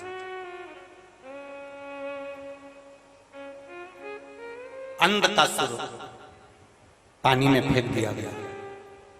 हिरण्याक्ष ने झेल लिया, बड़ा करा। मेरे माता पिता कौन है? हिरण्याक्ष ने कह दिया कोई नहीं। समुद्र में बहकर आया था, मैंने पकड़ लिया था। कोई माता नहीं, कोई पिता नहीं। हिरण्याक्ष का संहार वराह भगवान ने कर दिया। अंधकासुर ने अपने दूतों से कहा कि मेरे को तप करना है, तप करने अंधकासुर बैठा। भगवान ब्रह्मा जी से वर मांगा कि मुझे वर दो, मैं कभी मरूं ना। ब्रह्मा जी ने कहा ऐसा कभी नहीं हो सकता कि तू मरेगा नहीं, मरना तो पड़ेगा। बादाम खाओगे तो भी मरेगा, किशमिश खाओगे तो भी मरेगा, रोटी खाओगे तो भी मरेगा, नी खाओगे तो भी मरेगा। ये तो मरना तो निश्चित है, मरना बिल्कुल निश्चित है। तुम चाहे कथा सुनो चाहे मत सुनो, मरोगे तो सही, ये तो निश्चित है। बस कथा सुनकर मर गए तो वापस जन्म नहीं होगा, और कथा नहीं सुनकर मर गए तो फिर नरक की जिंदगी जीना।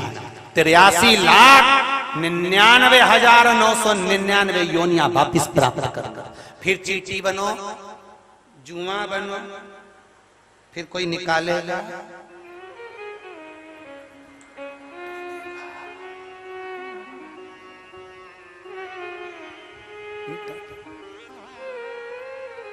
ये योनि आप प्राप्त प्राप्त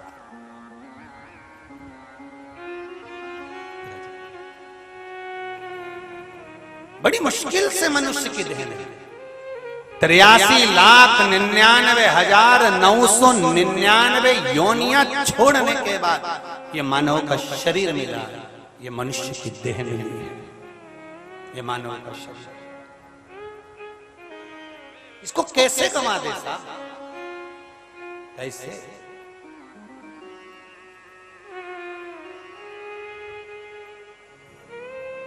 यहाँ दम दम में होती है पूजा, सर झुकाने की फुर्सत नहीं। आप विश्वनाथ बाबा के दर्शन करने जाओ, आपको झुकने तक नहीं देंगे, सीधे सीधे चलो चलो चलो, जल चढ़ाओ बढ़ो, दर्शन किया बढ़ो, झुकने भी नहीं देंगे। क्यों? यहाँ दम दम में होती है 21,600 श्वास जो भगवान शिव ने हमको दी है, 3.5 करोड़ रोम छिद्र जो परमात्मा ने दिए हैं, ये केवल हर श्वास में भजन करने के लिए, पूजन करने के लिए दिए हैं। जब तुम्हारी श्वास भजन कर रही है, तुम केवल शंकर का दर्शन करो, उसका चिंतन करो, दर्शन चिंतन स्मरण कर कर जाओगे, कल्याण निश्चित हो जाएगा। जरूर निश्चित। बड़ी मुश्किल से 83,99,999 योनियां त्यागने के बाद 84,00,000वीं योनि मनुष्य देह की, और बड़ी मुश्किल से अगर हम इसको यूं ही गंवा दें तो हमारा जीवन बेकार। फिर इस मनुष्य देह का मतलब ही क्या? फिर इस मानव शरीर का क्या मतलब?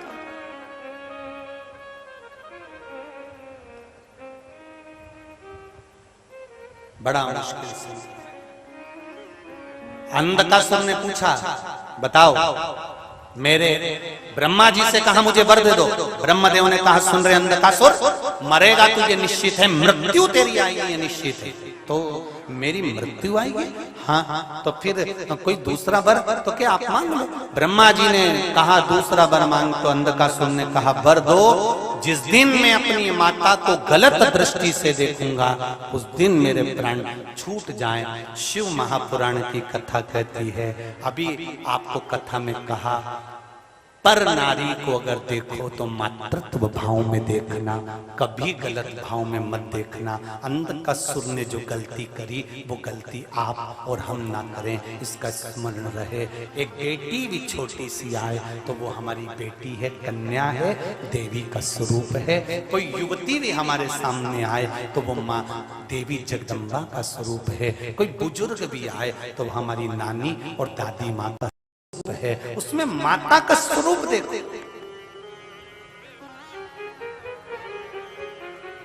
उसमें माता का प्रतिबिंब देखो।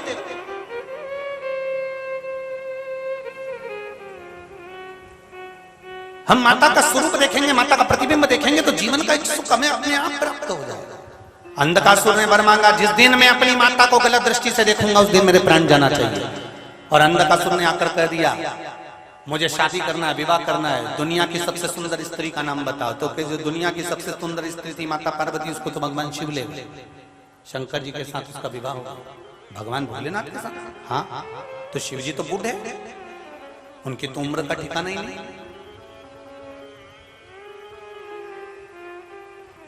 लोग भजन में भी गाते हैं कि शिव तो ठहरे कैलाशी, हरि गोरा पछताओ, बूढ़े जोगी के संग में तुम कैसे रहे। लोग कहते हैं इनकी उम्र का क्या ठिकाना, कितने युग निकल गए, ना जाने कितने सतयुग, कितने त्रेता, कितने द्वापर, कितने कलयुग, और काशी वालों तुम्हें तो प्रसन्न होना चाहिए, देवाधिदेव महादेव को बारंबार दंडवत करना चाहिए कि ये काशी की वो धरा है जिसने ना जाने कितने सतयुग देखे हैं, ना जाने कितने त्रेता, कितने द्वापर और कितने कलयुग देखे हैं, और काशी वैसे की वैसी है, आज भी वैसी। ये देवाधिदेव महादेव की कृपा से अपने जैसे ना जाने कितने आ गए, कितने चले गए, पर काशी वहीं की वहीं रह गई, वहीं की वहीं, उसको कोई नष्ट नहीं कर सकता।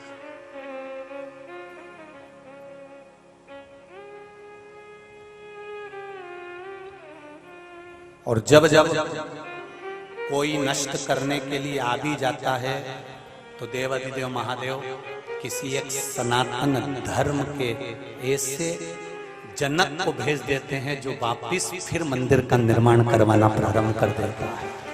अगर कहीं कुछ उपद्रव करके कुछ विनाश कर भी दें तो मेरा देवाधिदेव महादेव किसी ना किसी को जन्म दे देता है कि सनातन धर्म को फिर आगे बढ़ाया जाए। बहुत लोग भटक रहे थे मार्ग से, कोई इस धर्म में जा रहा है, कोई उस धर्म में जा रहा है, कोई यहाँ भटक रहा, कोई वहाँ भटक रहा।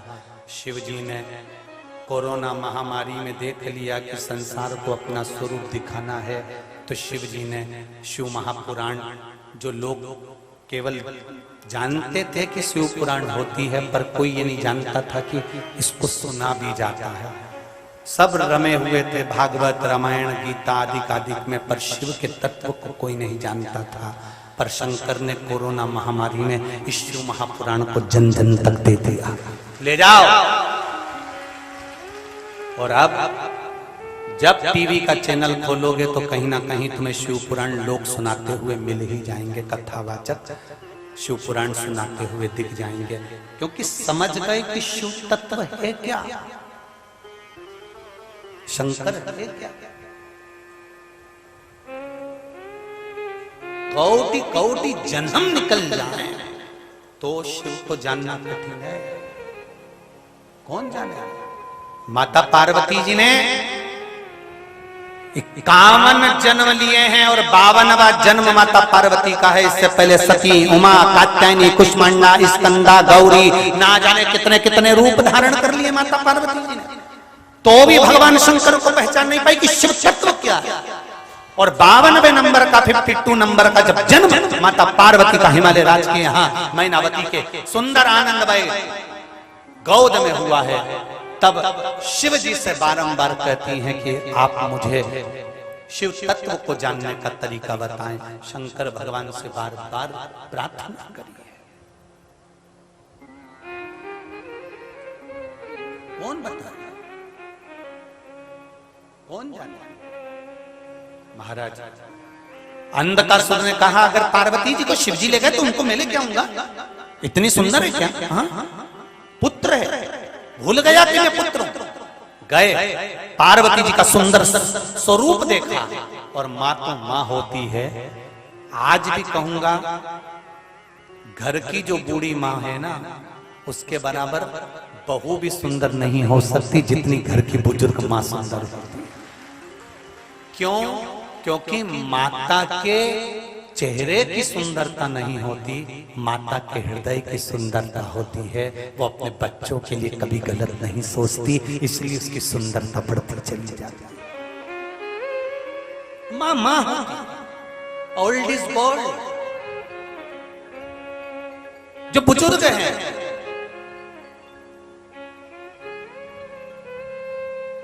अभी हम कल की बात बता रहे हैं, हम आशीष जी से कह रहे थे, निधि जी कि ये तीनों बेटियां और इनकी माता जी, इन चारों को खड़ा कर दो, आज भी नहीं पहचान सकते कि ये निधि बाबू और उनकी दोनों बहन जो भी हैं, 3 बेटियां, क्या इनकी माता जी हैं? ये ऐसी लगेंगी कि तीनों बहन बहन लगेंगी। तीनों के साथ में अगर खड़ा कर दिए जाए माता को भी, तो मेरी जगतजननी दुर्गा भवानी, मेरी अष्टभुजा धात्री माँ देवी, ये हर नवरात्रे में माता रानी को चौराहे पर, गलियों में, नगर में, मोहल्ले में बड़ा बड़ा पंडाल लगाकर देवी जी को 9 दिन तक क्यों बिठाया जाता है? देवी माँ ये बताना चाहती है कि तुम इस आसार में मत रहना कि तुम सुंदर हो। देवी कहती है भीतर की सुंदरता रखना, आत्म सुंदरता रखना, हृदय की सुंदरता रखना, तो आपको संसार खुद सुंदर नजर आने लगेगा। उसमें तुम्हें कुछ गलत दिखेगा ही नहीं।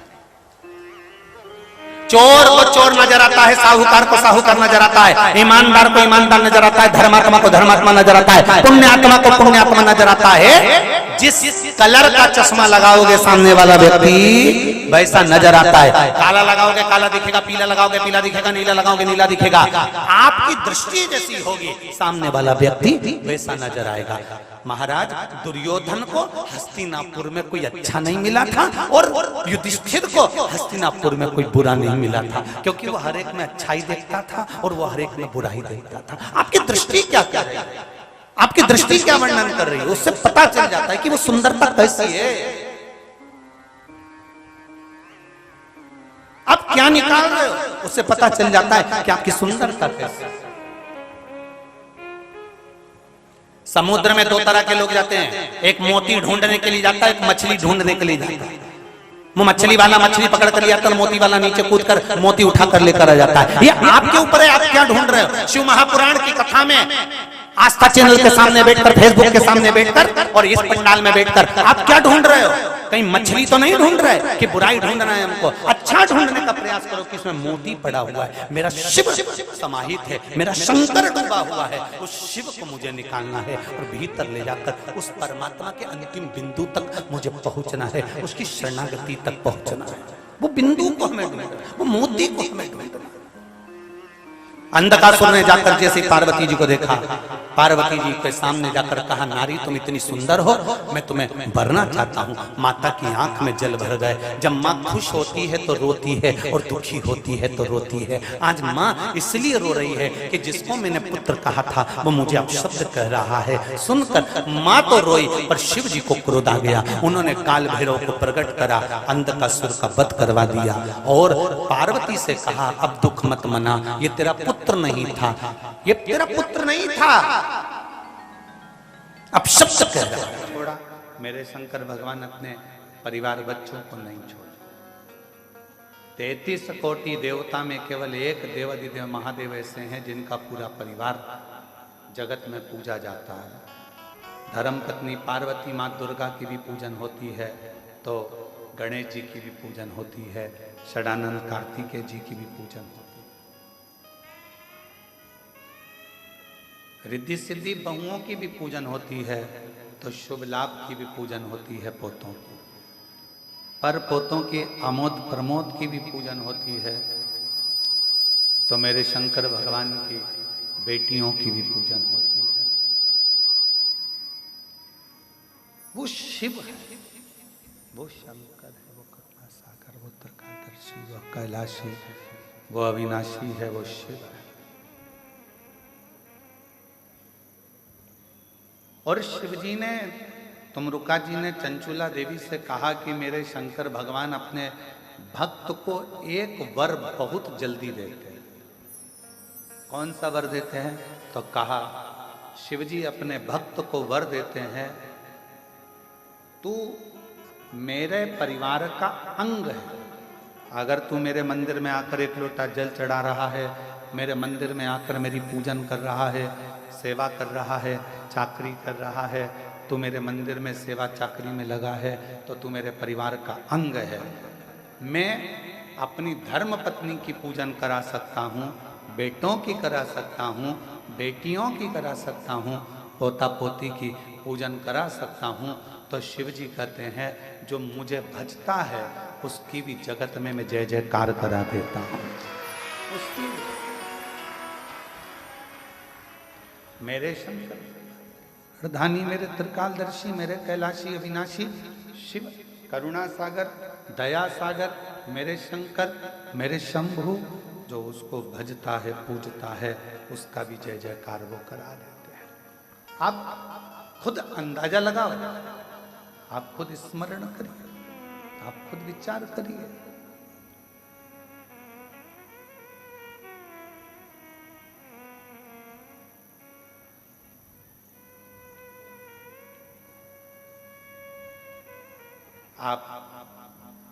रोज भगवान शिव के मंदिर जाना चालू करो।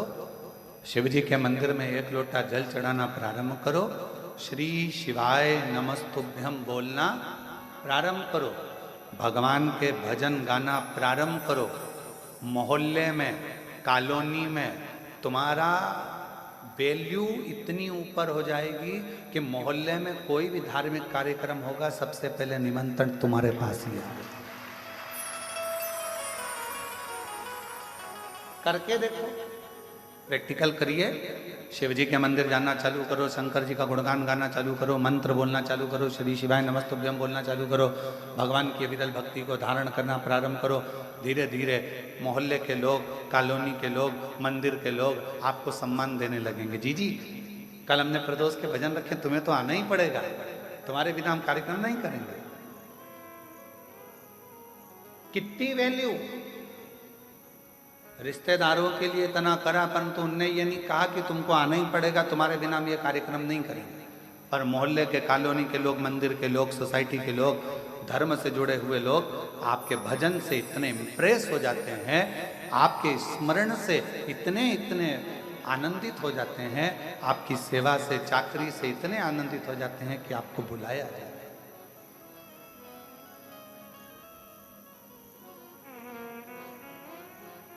आप सेवा में लगो तो।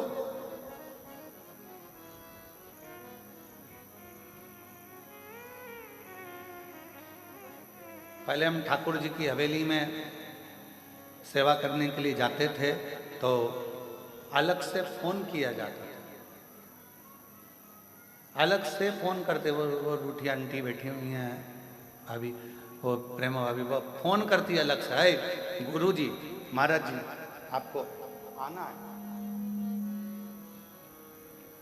श्रृंगार करने के लिए, बाबा के लाड लड़ाने के लिए, ठाकुर जी के आज नौका विहार है, आज ये करना है, आज वो करना है, अलग से।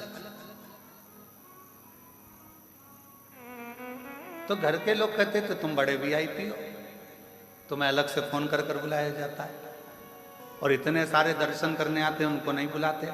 हमने कहा जो ठाकुर की सेवा में, शिव की सेवा में, भगवान की सेवा में जो लगा हुआ है उसको अलग से ही फोन कर कर बुलाया जाता है, क्योंकि ये मेरी सेवा में लगा अलग से। और अंत समय प्रभु आना पड़ेगा, वचन दिया तो निभाना पड़ेगा। आए ना आए प्रभु कुटुंब कबीरा, अंत समय प्रभु आना पड़ेगा, वचन दिया तो निभाना पड़ेगा। अंत समय प्रभु आना पड़ेगा, वचन दिया तो निभाना पड़ेगा। शिव मेरे वचन को निभाते हैं। आप बस 2 शब्द अपने अंदर उतार लो, एक लगाव, एक विश्वास। लगाव भी शिव जी से रखिए और विश्वास भी शिव पर रखिए। फिर देखिए कि मेरे शिव आपके लिए क्या क्या करते हैं, कैसे कैसे करते हैं। आप लगाव भी रखो, विश्वास।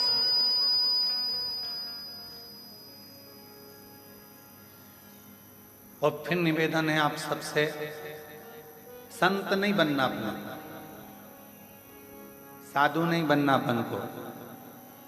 अपन को सन्यासन भी नहीं बनना।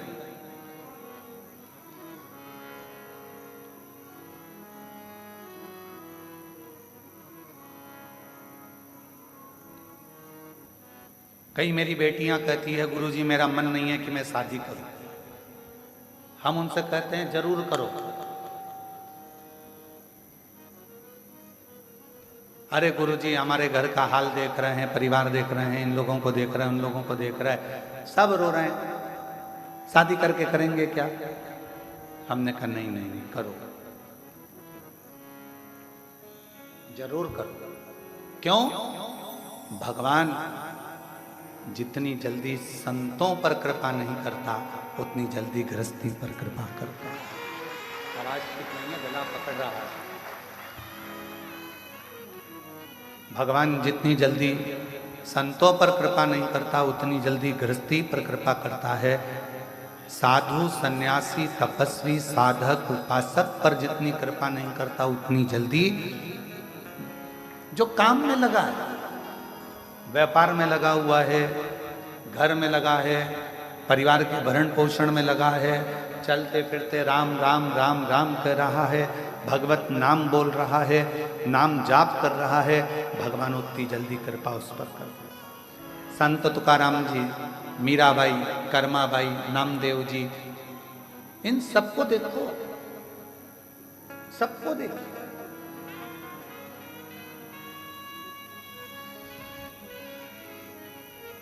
एक एक संत की लिस्ट उठाकर देखिए, प्रहलाद जी को देखिए, ध्रुव जी को देखिए, मीराबाई को देखिए, कर्माबाई को देखिए, जितने जितने जिन्होंने भगवान को प्राप्त करा उन्होंने अपना